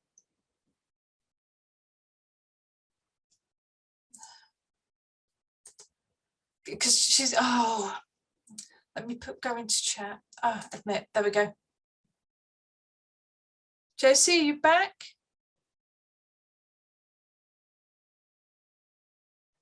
Thank you. Yeah, sorry about that. One of you didn't leave the meeting room, so you were stuck in a meeting room limbo. Sorry for everybody. Did you have a question about products and services? I've just missed the last 10 minutes. I'm really sorry. I had an emergency phone call off a client, so okay. I'm playing. So just ignore me now. I'll just play catch up. Okay. Well, you've got the question on the slide, and until I go in the meeting room, you can see it on the screen as well. And then if nobody else wants to talk in a one-to-one, we can hop in a breakout room again. So, thanks. Would anybody like to come into a one-to-one?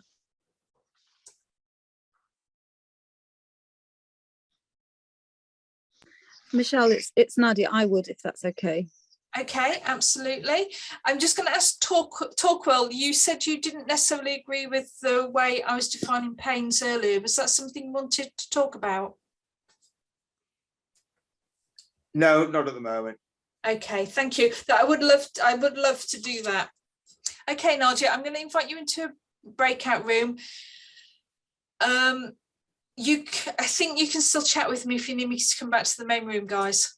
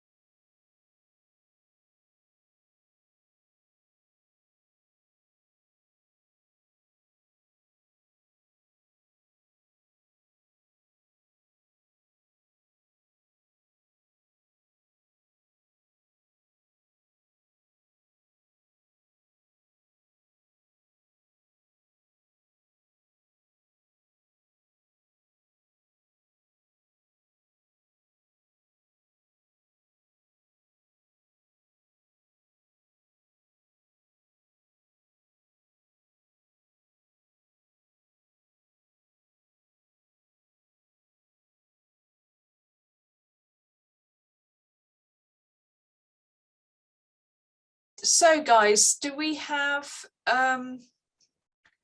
any more questions or thoughts on writing this list of products and services? I should have said I was only allowing 5 minutes for this activity because it is pretty much write down what you do today, but if you need more, you can have more.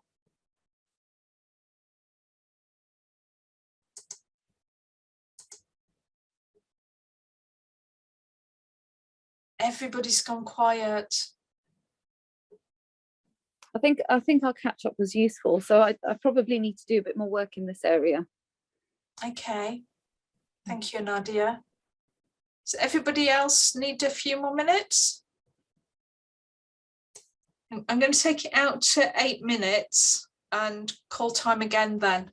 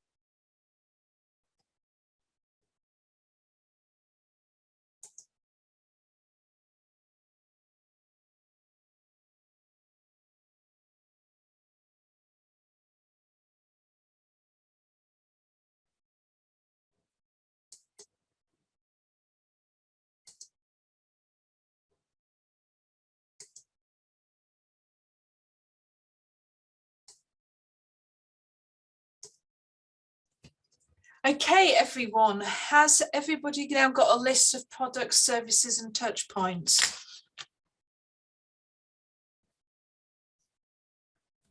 I can't see anybody's videos, so I don't know how you're doing or anything. Please speak to me.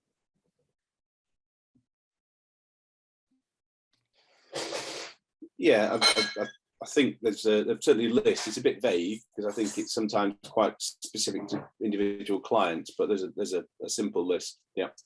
Good. Okay. It's a really interesting point, Richard. So it could well be that when it's specific to individual clients, you've got an opportunity to add new touch points and services for other clients that would make them even happier, or even remove them from clients where you're spending more time if they don't need them. We're going to touch on that when we look at using your value proposition. Yeah, that'd be great. Anybody else got any thoughts on this one?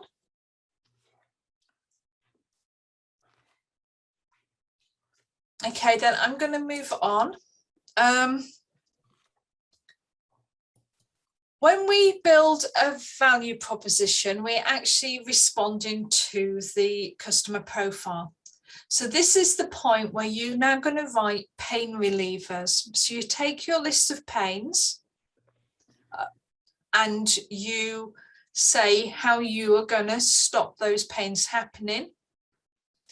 Here's some examples. How can my products or services eliminate or reduce pains?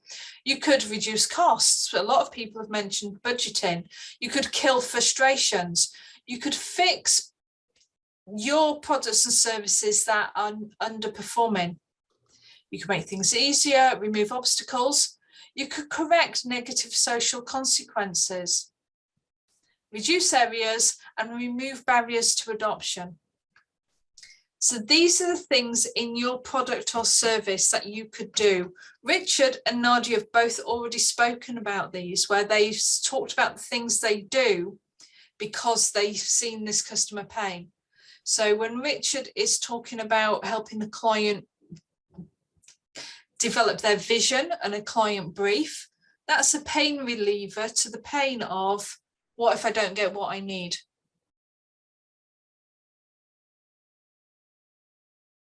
So I'm going to give you 10 minutes on this one again. Does anybody want to have a one-to-one?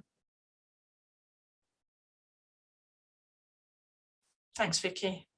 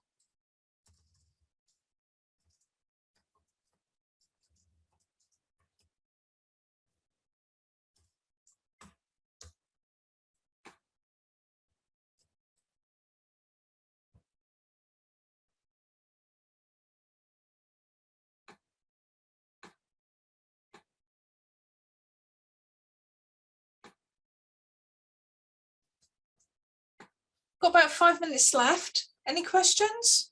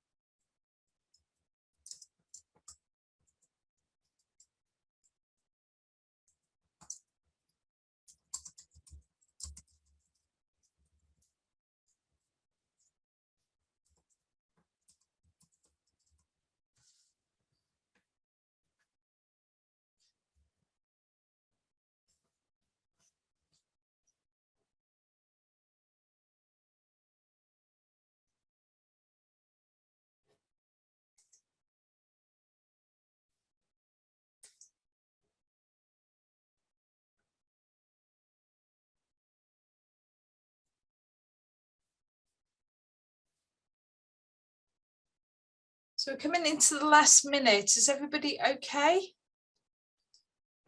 Yeah, fine. Brilliant. Thank you, Vicky. Thank you, Josie.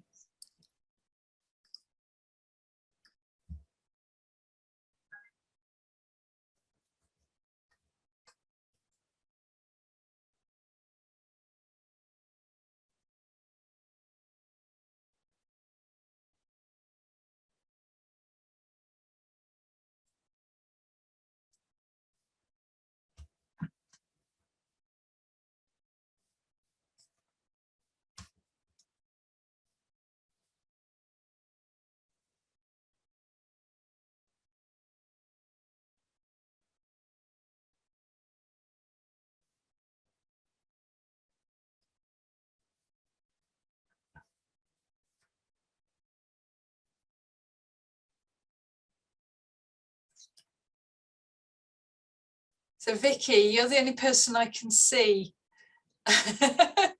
Have you, you look like maybe you finished. Have you got some good pain relievers? Well, I was looking at the pains from my thing earlier. So one was worried they'll run out of budget. So pain reliever is to offer a fixed cost based on an agreed brief. And then to make clear guidance on what would happen should it go over the brief. Worried they won't get results, then work with them to set expectations. And they want quick results, provide a timeline. Nice, nice. All brilliant pain relievers and really speaking to those pains. Are they things you do today? Yeah. Yeah, They of course. are, yeah. Yeah, look, I when I created this course, I wasn't like, oh, there's a bunch of people out there who don't know what their customers value. But I think sometimes having it explicit helps. But they sound brilliant. Go on. What I'm looking for today, though, is because I've got the two businesses, I'm using the one that I know to understand what this is. Yeah. And then I can go in with the one that is new for me to sort of set it out and try and work that out. Yeah, yeah, absolutely. And look, I offer half an hour's free consultation with everybody who joins these courses. So if when you've played with your second one, you want to have a chat about it, more than happy to do so. Brilliant, thank you. Let's pick on Richard. Richard, how have you done? Yeah, a very similar sort of mind process is budget is always a deciding factor. It's always amazing. We do quite a lot of work in London, and it's amazing the difference between the budgets that are available down there in comparison to the budgets locally. So we tailor things. We don't have a set price. We try and take we don't overbook. That's one thing we try and avoid doing. We try not to make ourselves so busy that we actually fail to achieve what we want to achieve. And what pain does that, sorry to interrupt, but I'm interested in what pain not overbooking addresses. It means that we can give the client the full attention. So if the client's got, we can have proper conversations with clients, we can take our time with clients, we can build up a real good understanding of what it is they're trying to achieve by not overworking. We can bring in different skill sets. So if somebody doesn't necessarily like or doesn't engage with our particular style, I've got a freelancer within my team who I think's probably better than I am at delivering that type of service, then we can bring somebody in. So we've got typically sports photographers, usually gnarly old blokes like me. We've actually quite a large bank of female photographers as well, because some clients demand that, and that was something I picked up when I was working in the Middle East, where culturally that was a bit more appropriate. So really having that flexibility to say, you know, what is it you want? We're not a one-trick pony. We can do more than just what I can do, even though we are effectively a sole director business. Yeah. Speed, being able to deliver quickly. Somebody once described what's it like being self-employed, and I said, well, you think your full-time job, well, self-employed is what's called whole time. So there's 9 days a week and there's 32 hours in the day. And you know, if a client wants something delivered, and I think Vicky pointed there, you know, managing that expectation. If they want something on the same day, then you could probably have to bring an extra resource in order to deliver that. If they want something, but they want it within 48 hours, then again, having that flexibility to to say, yeah, that's achievable, and we can do it within that budget. Yeah, so service levels are always a good way of addressing all three things: jobs to be done, pains and gains. So it's really good to hear that you've got those service levels already kind of operating for you. Brilliant, thank you. Does anybody else want to just mention a few pain relievers? Rinsky, are you about to speak? Well, I have similar things, that you react quick to the problems the client is having. Oh, sorry, my battery is nearly over. And for example, and also that you are knowledgeable. You really give the client something they need, because competitors of me, they tell the client, oh, that has to be removed, that has to be replaced, and it is not one bit the case. So honesty and integrity. Yeah. Excellent. It's when we talk about those kind of functional, social and emotional needs, it does mean that we end up with aspects of a value proposition that don't feel altogether tangible, like honesty and integrity.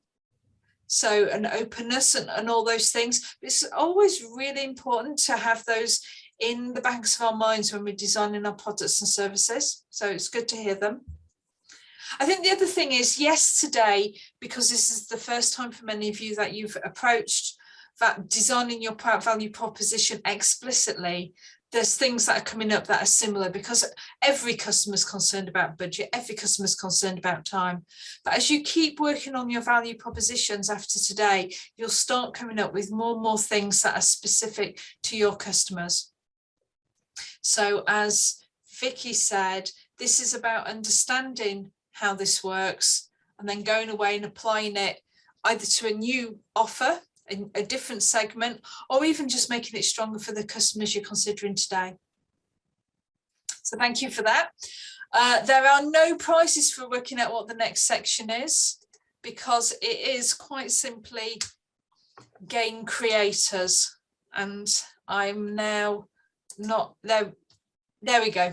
Gain creators. So it is the last part of the value proposition, and there is only one question. Please keep focusing on your segment, and then we're looking at how can my products or services create customer gains. So there are savings in time. So savings is more than being on budget. Savings is if they take 2 hours doing the job today, they only have to invest an hour in doing it when they work with you. Richard's talked about meeting and exceeding expectations, outperforming their current solution. And their current solution, it's certainly in Josie's example, could be doing this themselves, trying to do social media on top of running a busy charity. Also exceeding your competitors' solutions. Could be about making life easier, creating positive social consequences, Rinsky mentioned this under gains, and fulfilling a desire rather than a need. So that thing about customer expectations always growing and you anticipating that and going beyond what they need today to give them something special. So what I'm going to suggest for this one is I'm going to give you 6 minutes.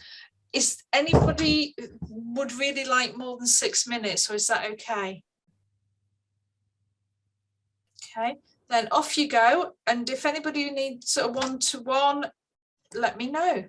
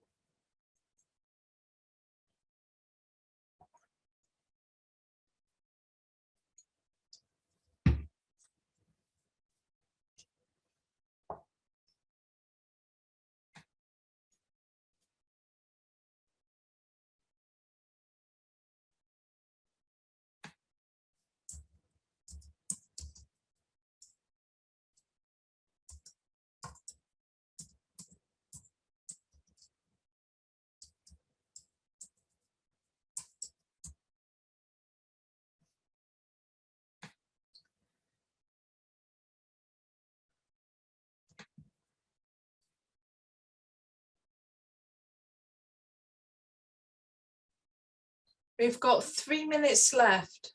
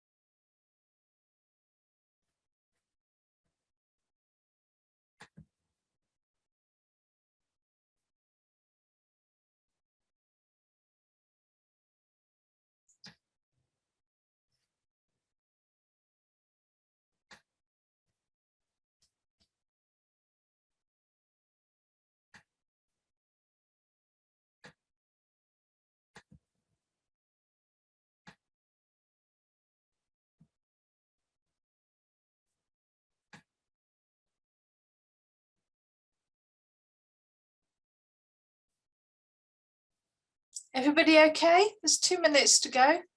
Richard, have you got a dog there? Yes, everyone else has gone out. So one of the dogs has decided that he needs a bit of attention. The other one's still sulking. That's so sweet. He's very sweet. He's very sweet. You look like you've got my dog there, Richard.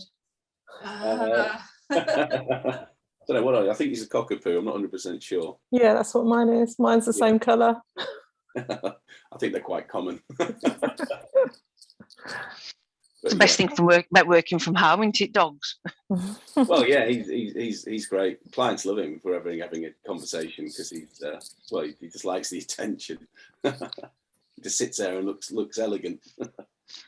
My dog just knows now when I get to the end of a Zoom call, when he must tell by the tone of my voice, I sort of like wind down. It's the only time he comes and wants attention. Oh yeah, the minute he hears the word goodbye, that's it. Yeah. Right, good. I'll go and get a ball. It's clearly time. Yeah. Yeah. Okay, so we're coming into our last minute. Is everybody good?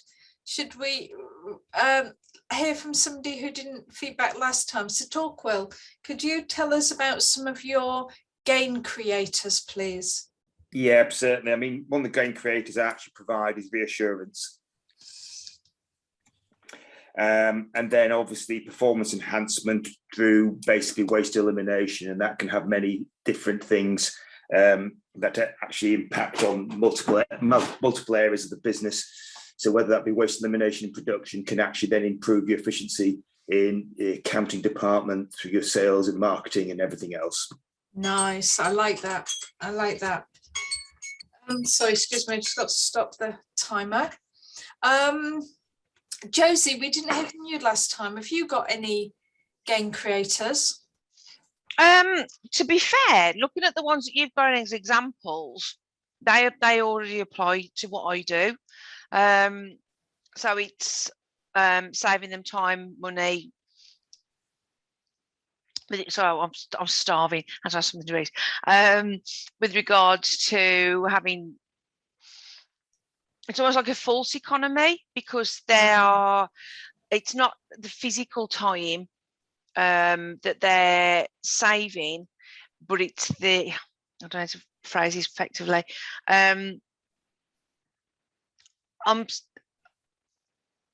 Although I'm a cost to the business, it's a saving in so much that they are gaining from. I'm not wording this word. No, you wording it very well. I think we've got it. It's that the false economy was a great way of putting it. Even though it's an outlay, it's saving them more money than it's costing them. Yeah. Yeah. And I think that's the thing that Vicky mentioned it right at the beginning, is that with marketing, people think it's easy, and especially with social media marketing and especially with graphic design, because the people don't appreciate how much actually goes into it, the thought, the preparation, etc. And so they'll have a go at it, do it badly, and then assume that it's a waste of time and energy and money. Yeah. Whereas if they invested it in the long and the short, like I think you said it earlier, if they sort of spend a little bit of time, the 2 hours they spend doing it saves them hours in the long run. Yeah, absolutely. That's really good. Thank you. Anybody else want to talk about a game creator they've either do today or have realised they could add? I'm thinking of, for example, a client wants a bespoke themed playground, and the extra gain could be to go really in depth for not much more money for the clients,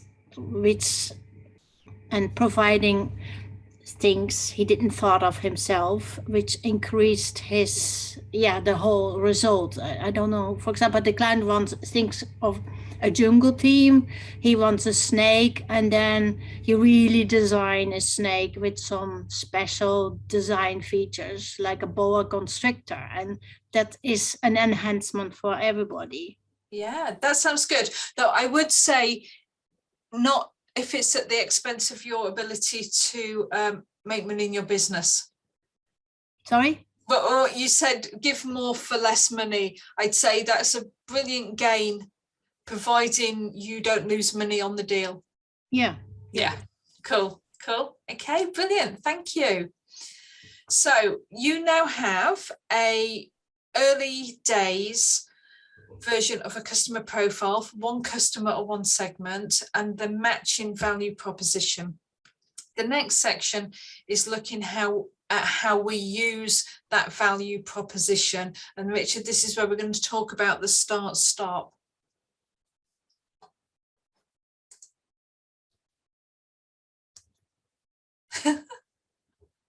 my something's not working. Oh, we go. Okay, what I'm going to propose we do is skip the empathy map, guys, because I'm running slowly and I'd rather you get value out of the work you've done today. If anybody does want to talk about empathy maps, you can give me a call. We can do that as part of a free consultation. So there would be a break here. Are you all okay for me just to carry on? Thank you. So we need to use our value proposition. And what we do here is we use some fairly classical design techniques where we plan what we're going to do, we do it, we see if it's worked, and then we amend it. And that's called plan, do, check, amend. We're not going to do that explicitly, but for those people who know plan, do, check, amend, you will see that in here. So what we, sorry, more tech, there we go. So what you need to do is, once you've got a value proposition, is create value for your customers.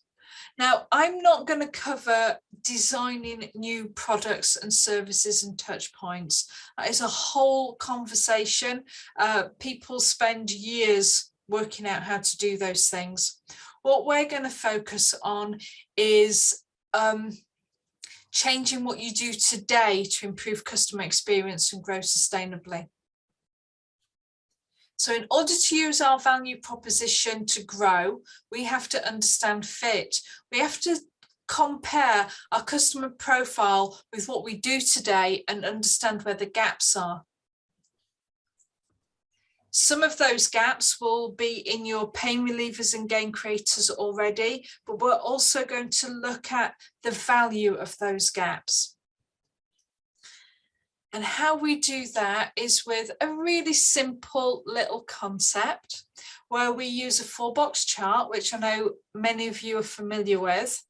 This one compares customer ease with what you do today.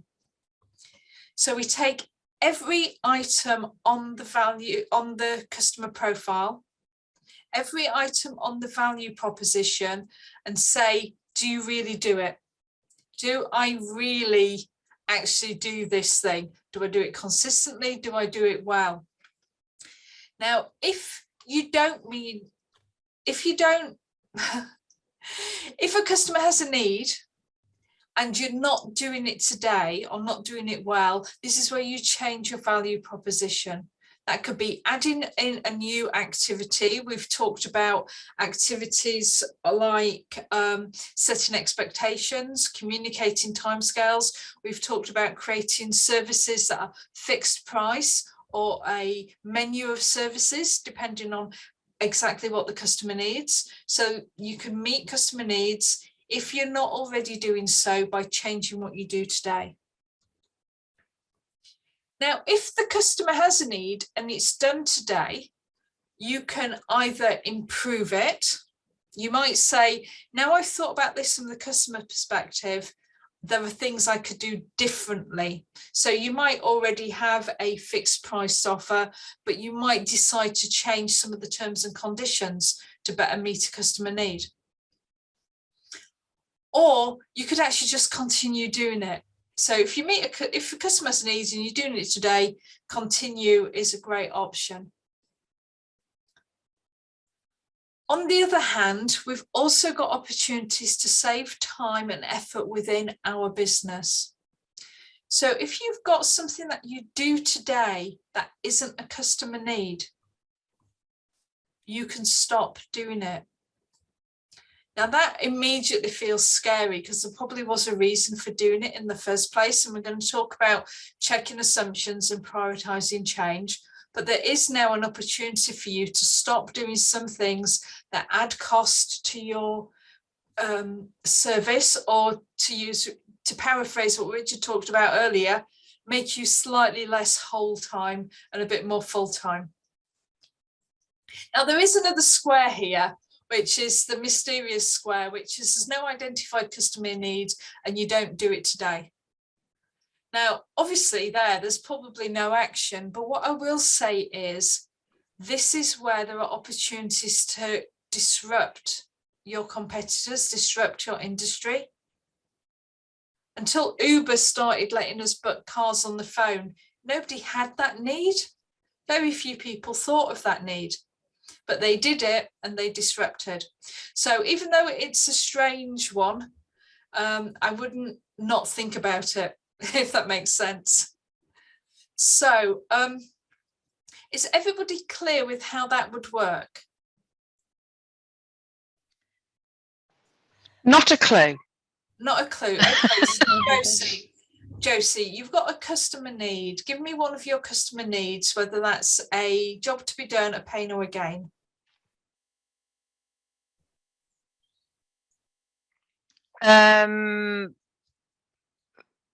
A gain would be an increased social media presence. Okay, so do you today increase the social media presence of your clients? Today? Yeah. I'm expecting a yes. It's not a trick question. I don't know how this fits with this chart. So how it fits with the chart? Let me put, I don't know if you can see my mouse because I'm on a different view to you, but how this fits with the chart is we've got a customer need, increased social media presence. Does your service do that today? Yes. So you can either improve or continue. Now, if bizarrely you were in a social media service provider who didn't increase social media presence, then you would change your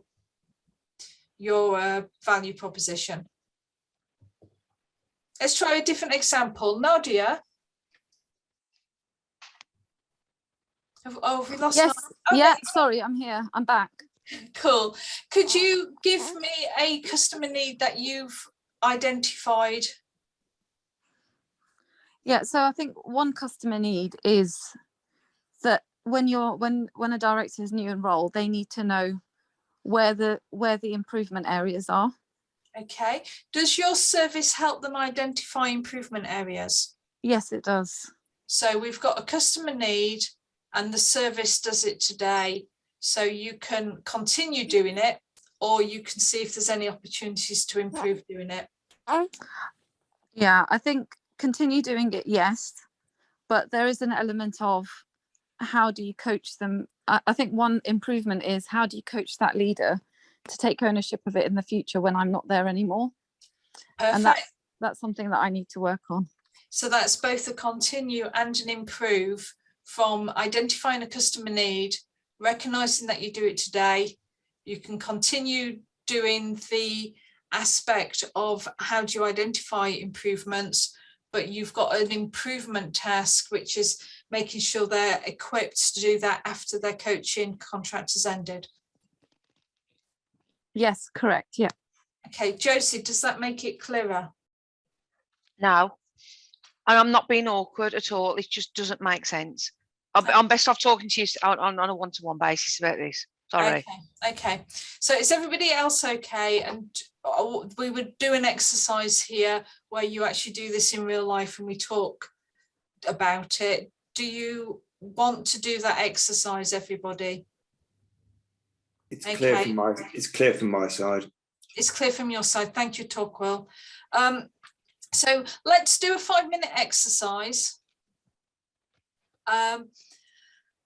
You're not going to do all of it. I just pick 1 or 2 needs and be really honest. The hardest part about this task is actually being honest.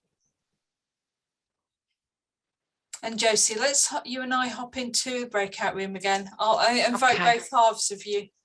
Thank you.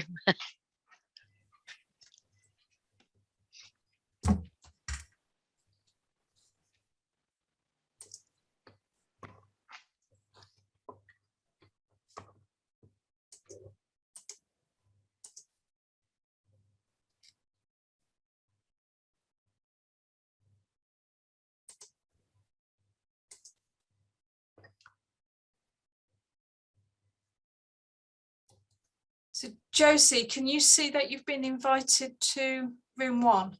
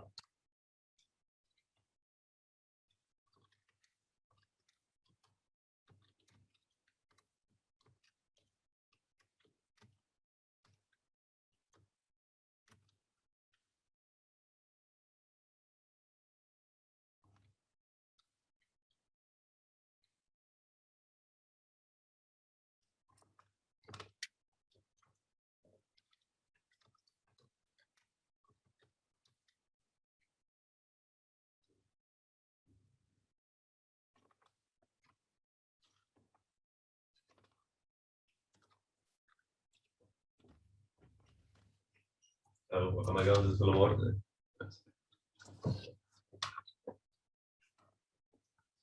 And you. No.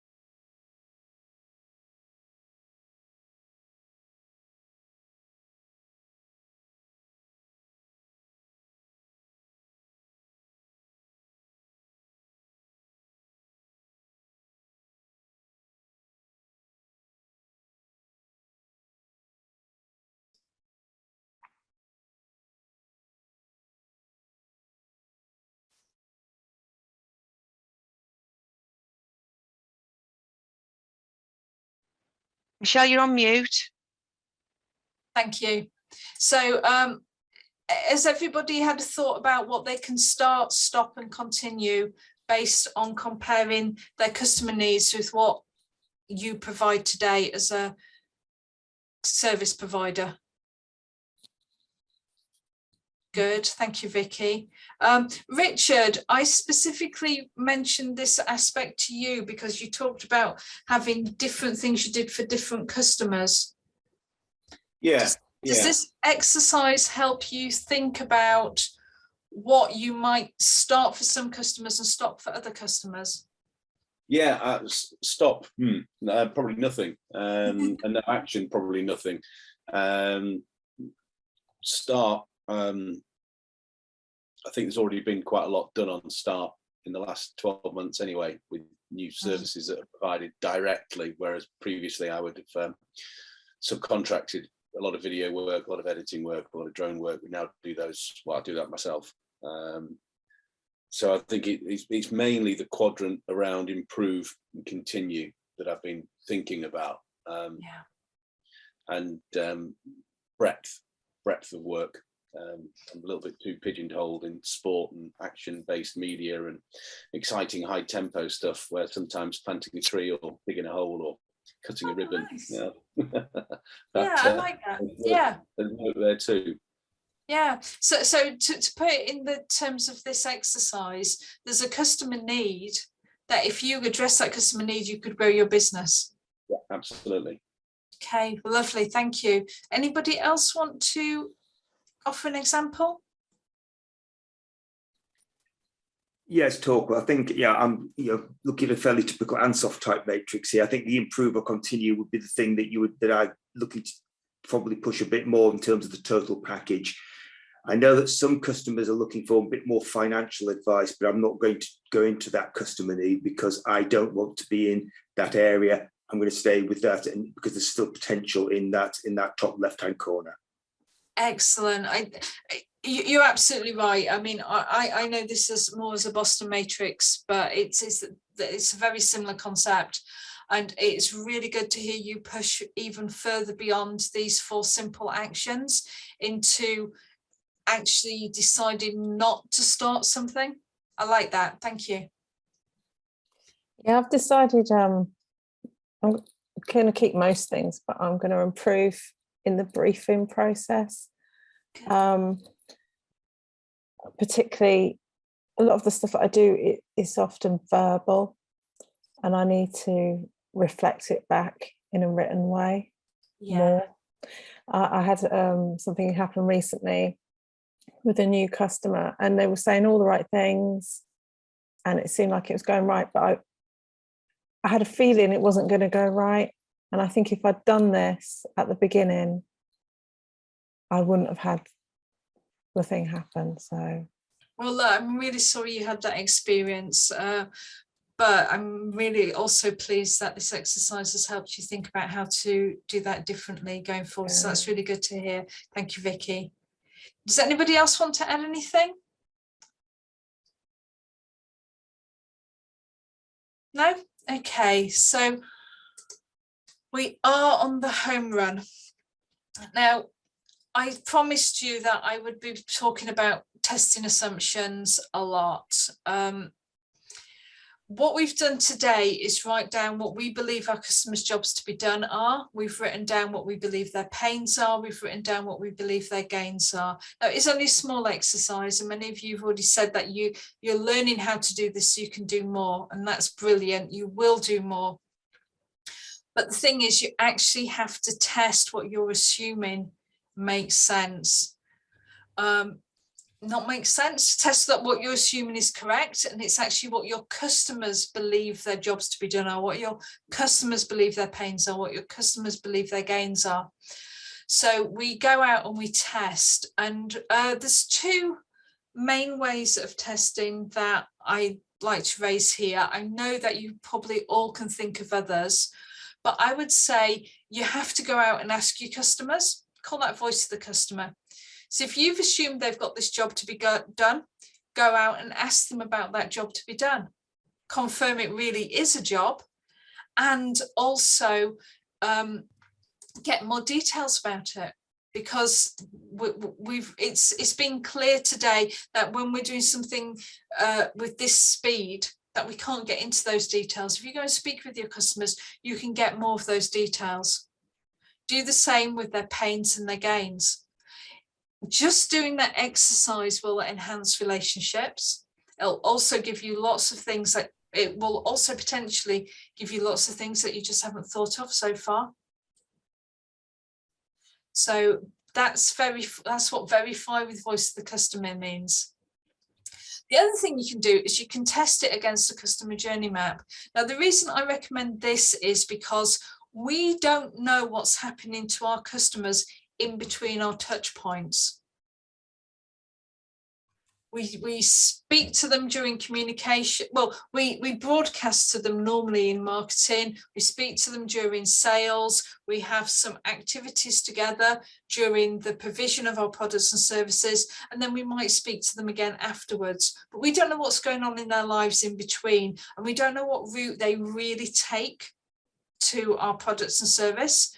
So by mapping out their journey, you can actually see and understand whether those needs, the jobs to be done, the pains and the gains are genuine and not things that you kind of hope they are, and maybe even have thought of because they justify the things we do today. So both of those tools are very, very helpful. What you can do is you could go out today and test your assumptions. And I'd be very happy if you did that. Very, very happy if you went out and tested your assumptions now. I, however, recommend doing that fit exercise first, and doing that fit exercise with the people around you. Because when you go and speak to customers and learn new stuff, the fit exercise will become a little bit harder, because you're having to think about the new stuff and the old stuff. So I recommend doing that fit exercise, getting familiar with the whole concept of it, working out what you think you're going to start and stop, then doing your assumptions and coming back and redoing your fit exercise. It's just intellectually and emotionally easier to do it in that order. So Michelle, would you do that by doing like a survey that to your clients and saying, you know, we're thinking of offering this, would this benefit you, or what do you think is missing? Would you literally ask them? I would literally ask them. A survey is good if you've got lots of customers. And let's think about Richard, where he's got a mass market and he's also got more specific one-to-one relationships. So we'll look at the extremes. In that mass market, a written survey would be a really good thing. I wouldn't ask the questions you asked though, Vicky. I would ask more open questions. Okay. I'd ask questions like, what is it you want to achieve when you use my product or service? Okay. How do you see that working? What is a benefit to you? What do you worry about? And make it about your customers, absolutely 100% about your customers and understanding your customers. Otherwise, we always run into that trap, that what's the word I'm looking for? Confirmation bias. Torquil, we are going into confirmation bias. We are actually justifying what we do today and reverse engineering customer needs to meet it. Confirmation bias. Thank you, Torquil. I was going to say pitfall, I realise now, but I like that much better. So that's good for mass market. Where you've got one-to-one, where you've got an actual relationship with a person, I wouldn't use a survey. I think you have to work within your normal relationship situation. So if you are normally talking to somebody and you suddenly send them an email with a survey in it, that's going to come across weird. It's going to actually potentially damage your relationship. So where you do have one-to-one relationships, I would speak with the person. You'll have a script and make sure you hit the highs and lows. But I wouldn't even follow the script too much, because you just don't know what somebody's going to say if you give them a little bit of space to say it. So most of my clients I don't speak to.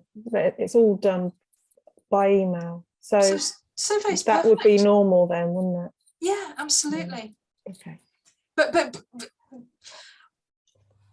the downside to survey is that people don't write what they say, and a lot of people don't express themselves. So what I would perhaps suggest there, Vicky, is also say, I'm looking to interview 2 or 3 people. Would you be happy to be interviewed? And you get a lot more richness. And I think Rinska, oh, sorry, Richard. No, sorry, Michelle. No. I'll let you finish. Sorry, I thought you'd finished, but I'll let you finish that bit. Well, all I was going to say is, Rinska, where you've got lots of different types of stakeholders, bear that in mind. So you mentioned councils, you mentioned people in communities. Think about all of those different segments. You kind of need a customer profile and a value proposition for each segment. But while you're learning to do it, test it, explore it, get good, and then you can kind of tidy it up. And I think when we're in those B2B situations, and I know yours is B2G, but just as a catch-all, I think understanding all those different stakeholders. There's one person who's looking for social benefits, there's another person who's looking for educational opportunities for children, there's somebody else who cares about budget. They've got different jobs to be done, different gains, different pains. Sorry, Richard. Yeah, it was just probably something, I don't know whether it's relevant to this forum, but I'll ask the question.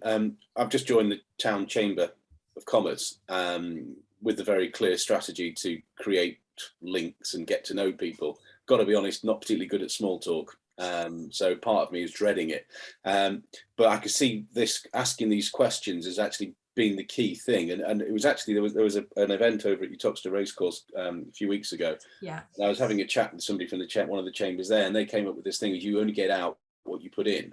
Don't just go there and expect that just by being in the book on the list that you're going to suddenly see things change. And I just think this kind of question. Sorry, I'm putting you my other screen. This is really the opportunity to ask the questions, to test what I think, because I think there's loads of businesses in Burton that are screaming out for high quality imagery. Doesn't mean to say that I actually know specifically what that is and where I can add value, or actually where I should probably suggest they go and work with somebody else. Oh, spot on. Absolutely spot on. That's exactly what this is about. It's about, yeah, I'm not even going to try and summarize or repeat that. That's just perfect, Richard. Anybody else? Anything else? Any other thoughts on testing our assumptions? How often would you do that? Brilliant question. It should almost be an ongoing activity, because your customers' lives, their goals, what's happening to them is continuously changing. Yeah. So there's lots of different ways of doing it. You could ask a different customer each month. You could go to a marketeer and ask them to hold a talk. Will help me out here. What's the word when everybody gets focus group? You could ask them to hold a focus group for you and do it once every 6 months. There's so many different ways, but the key thing is to always be listening for when your assumptions or what you last learned could be wrong. So another aspect of voice of the customer is actually looking at feedback and reviews. So in addition to surveying, you can always be asking people, how did we do? For people in a more B2C situation, there are review sites and things like that. So there's lots of opportunities to do it well, and actually get the benefits of an enhanced relationship. Any other questions? The questions you ask, do you have a few more samples? What would be good questions? So we talked about what is it you want to achieve. So you could say, why is it you need to achieve it? So getting behind the question is quite good. You can try it from different perspectives. You can say, what are your objectives for the year, rather than what do you want to achieve? But I think roughly, if you work in the kind of the 3 areas that we talked about on the customer profile, which is jobs to be done, pains and gains, you can ask those 3 questions in so many different ways. And if you are in an interview situation, you then ask follow-up questions. You just keep learning.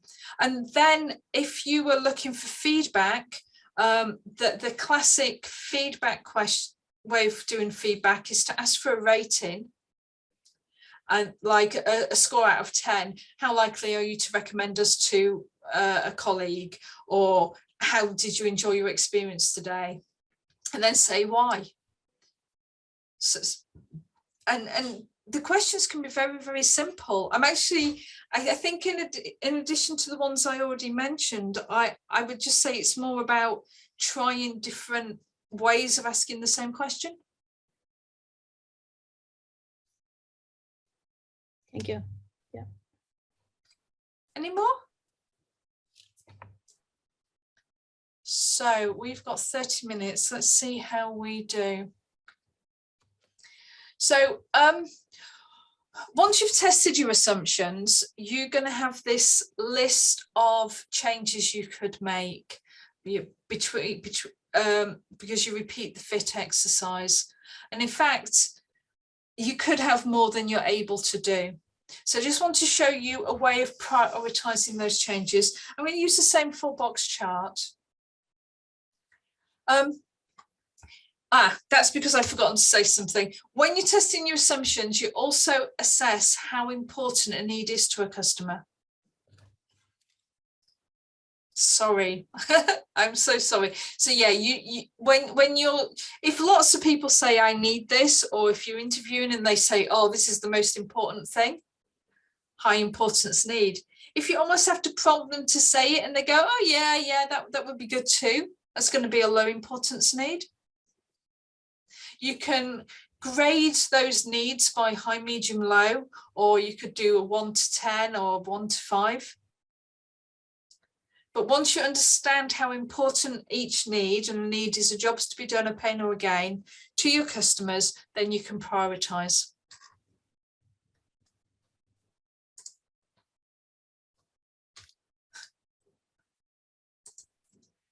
So what we're thinking about here is, if it's a low priority, we've got an axis which is importance. We're going to look at low importance and high importance. We're also going to look at the value to you of making the change. Now, if something's easy to change or it saves you money, that is going to be something you focus on. If it's hard to change or it costs you money to change, that would be something you do second. So we can see this kind of 4-box chart building itself up. If it's low importance, but it's easy to change or saves you money, then you fix it when it's possible to fix it. On the other hand, if it's low importance and it's hard to change or costs money, you rethink. Don't invest in something that is low importance to the customer. If it's high importance, but it's going to cost you money or it's hard to change, that's where you really think about the change carefully and you plan it out. And if it's high importance to the customer and it's easy to change, you fix it first. It's a quick win. Yeah, I've seen nods. We know what quick wins are. So we have just a simple matrix, understanding whether it's important to the customer and how difficult it is for you to make the change. And you only need to prioritize change if you've got, well, let's say more than one thing you want to change as a result of speaking with your customers and building a value proposition.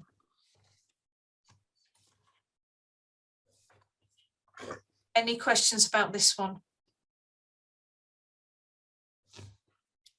No? Good, thank you.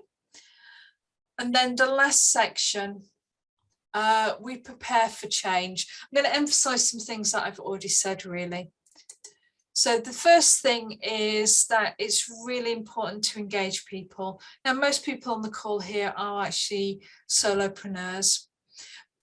But if you have a supply chain, if you have partners who you deliver services with, and even with your customers, if you engage people, it makes change easier.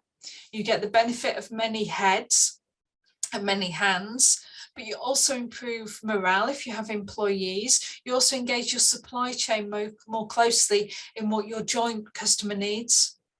And when you involve your customer, you actually really demonstrate to them that you mean business and that you care for the relationship you have with them.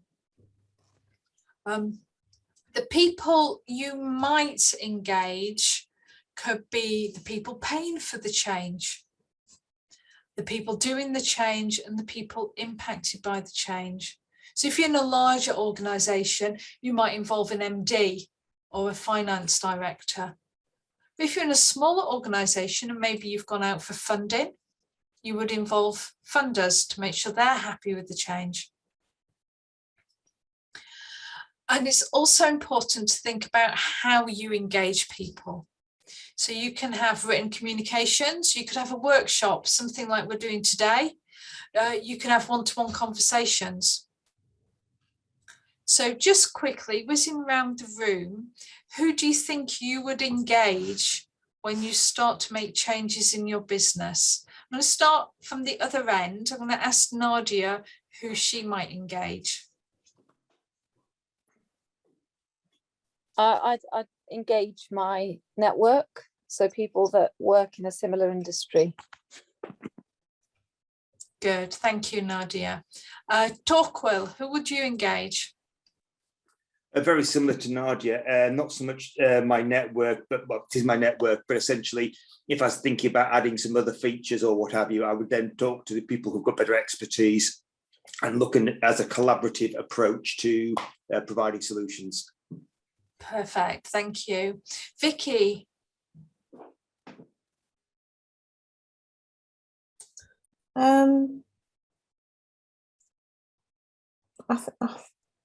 Yeah, I'll do both of those. I would also definitely speak to longer term customers.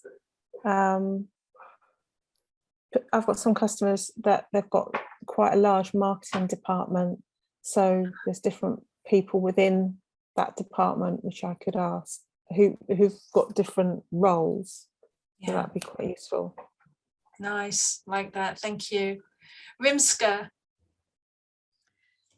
We have only a small company, so I would speak with all the staff, because I tried to do lately something with involving my mentor, and that didn't work out so well.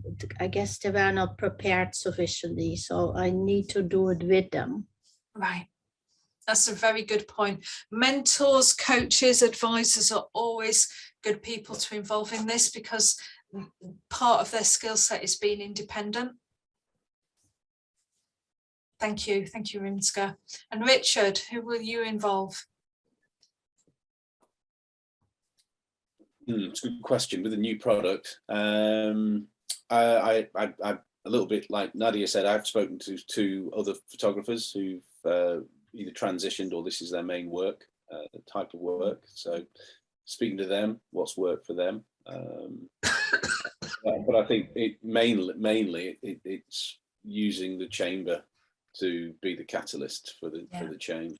And you know, there are wonderful people like Pam and the guys at the Growth Hub who are always happy to have a chat. And Richard, I don't know if you've been told, but as a member of the chamber, and I'm in the Burton Chamber as well, you can have you must have, I say you'd be foolish if you didn't have a monthly conversation with your relationship manager, who's likely to be Dan.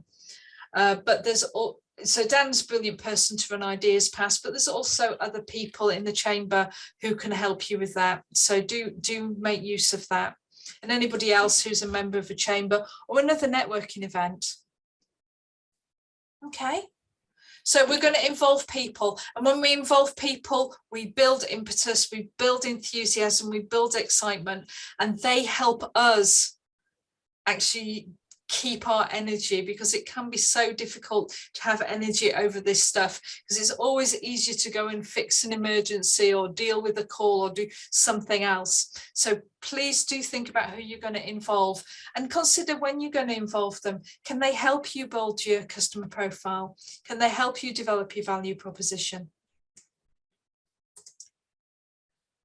And when you're preparing for change, you need to think about what you're going to get from it. We've talked a lot about meeting customer needs and thinking about your offer from a customer's perspective. But frankly, you guys are in business to enjoy your work and pay the bills. Yeah. We've all got different proportions of that. We've all got other motivations, but paying the bills is quite a big part of it, and enjoying it is a huge part of it.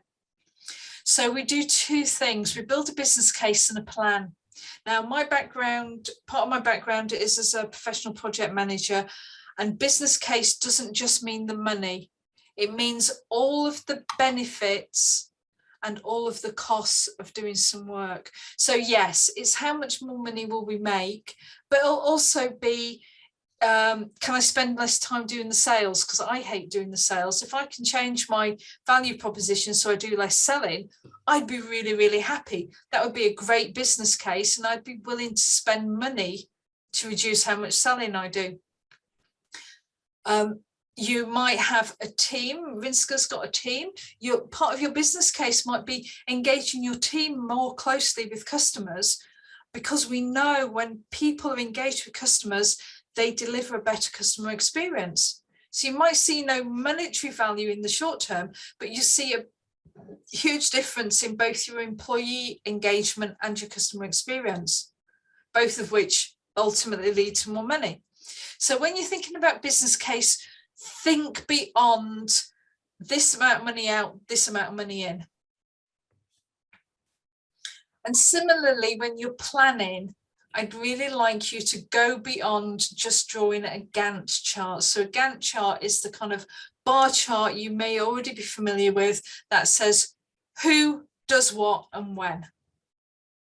That is not planning, that is scheduling. When you're planning, you must also ask why, what if, and how.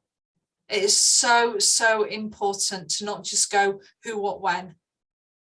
Now, if you ask those questions and answer them and build the answers to those questions and the concerns those people around you have, you'll have a much better plan for making change in your business. So those two aspects of preparing for change, I think, are vital. Go beyond the money and go beyond who, what, when. Have we got any questions about the business case and preparing for change?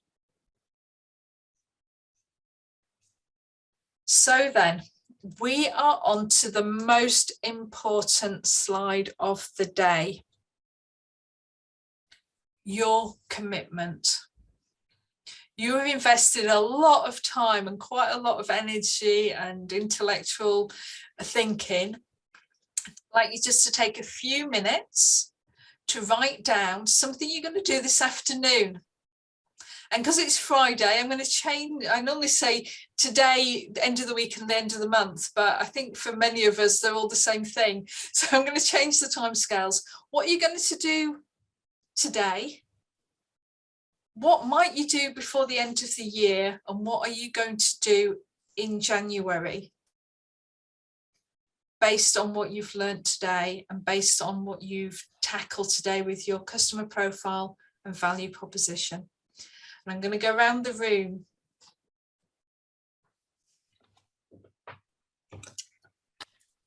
Torquil, did you want to ask something? No. Your little box came up yellow, so I just wanted to check. It's Nadia. So for today, I think I'd like to fill in some of the gaps I've got in the template you've kindly shared with us, Michelle. Okay. For the rest of the month, I think I'll have a quiet month because I do want to spend time with the children on holiday. Yeah. But January, definitely looking more at those touch points with the customers and what the value of each of those touch points are, but also some of the preparation behind those. So they're not just off the cuff meetings, they are specific touch points and they will have specific outputs as well. And I think one of the ladies on the course, I can't remember her name, the one who does coaching and marketing, Vicky talked about ensuring that more of these conversations can be objective and written down. So I think that's really good advice for me. So thank you. Good. Thank you, Nadia. Is anybody else ready to share? Do you need a couple more minutes? Oh, Vicky put a hand. Oh. I mean, I'm finishing now for the rest of the year, so I'm not doing anything else today. Sorry to disappoint you there. But in January, I am going to do this exercise for my coaching side of the business, but I'm also going to get back in touch with clients and get some feedback.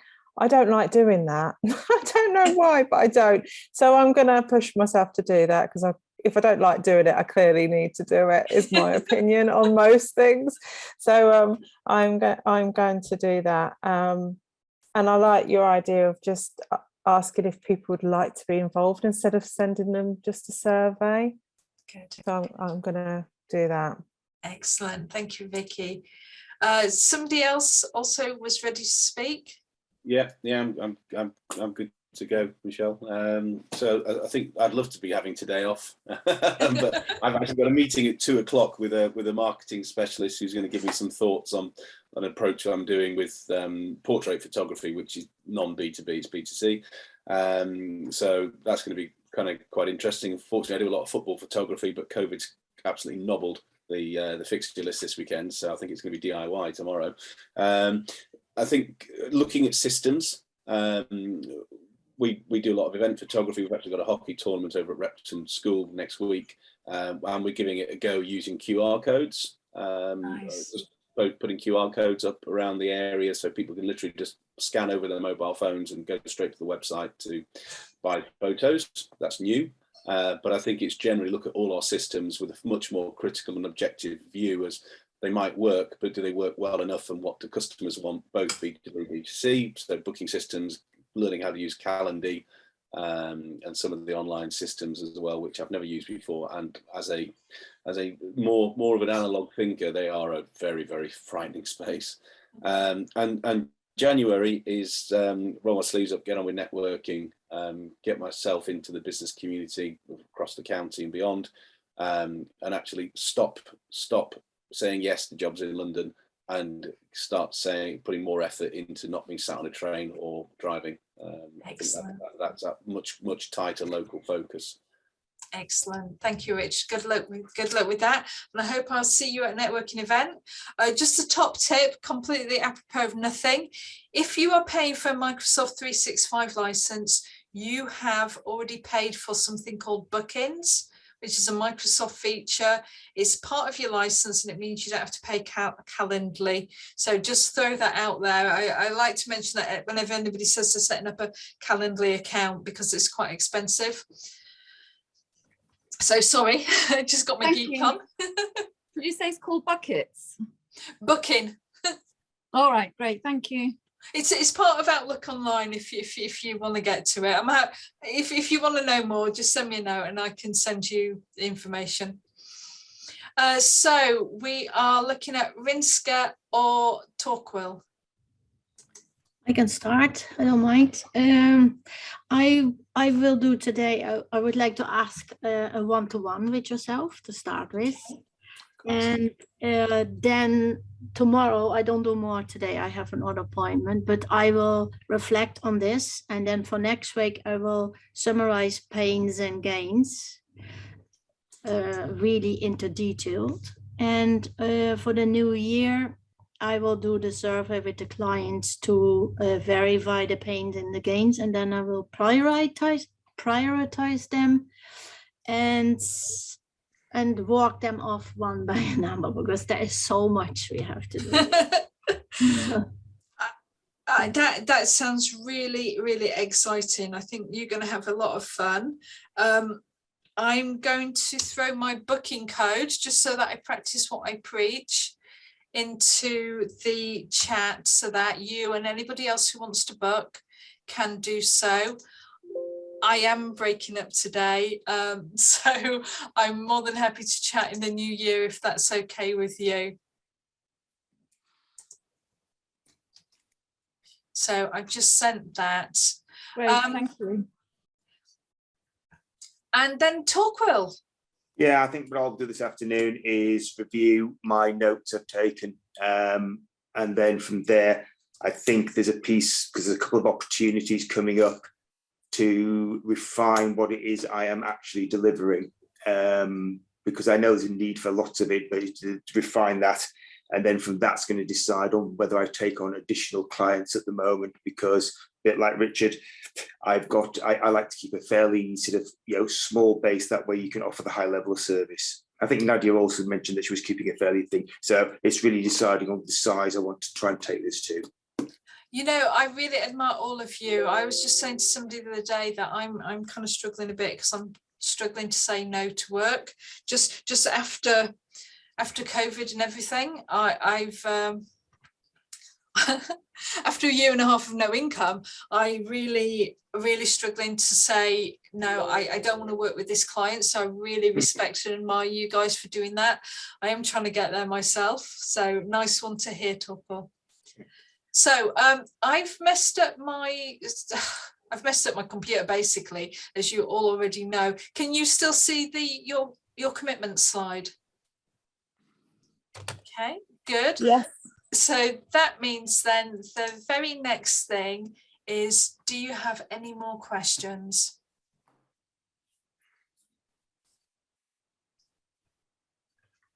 Okay, well, there's lots of no's there. I've really enjoyed today's workshop and masterclass. Pam's gonna give us a little bit of a closing thing, reminding us about the Growth Hub and Gearing for Growth. Thank you very much for your contributions. Pam and the Growth Hub will also ask you for feedback. Really, really value your feedback. It helps me improve what I'm doing. And if you do want to book a session with me, you've got the booking link, and it would be great to see you in the new year. So Merry Christmas and a Happy New Year. Over to you, Pam. Lovely, thank you, Michelle, and thanks very much for hosting this today. And it's part of three sessions. So just for the rest of the group, the next session is Thursday, the 13th of January. And if you go across to our Growth Hub website, you'll be able to book through there. And then there's one more after. So just before I close, thank you very much for attending this workshop. I hope you've really enjoyed it and got some value. And Michelle, some really informative information there and loads to think about. This session is CPD accredited, so you will be getting a certificate of attendance. So that will come through, hopefully, it will come through in the new year now. Trish will be sending out a feedback form on Monday, because I'm just about to go and get ready and we're off to our staff Christmas party. So that's me signed off for the day. If you did want any support from us, from the Growth Hub, please fill in the online form and then one of the advisors will be in touch. Okay, I just want to wish you all a happy Christmas and a great new year, and hopefully get a bit of a break whilst whilst we go through the festive season. And thank you again, Michelle. Thank you. Thank you. Bye-bye, everybody. Thank you. Thank you. Thanks, everyone. Bye-bye.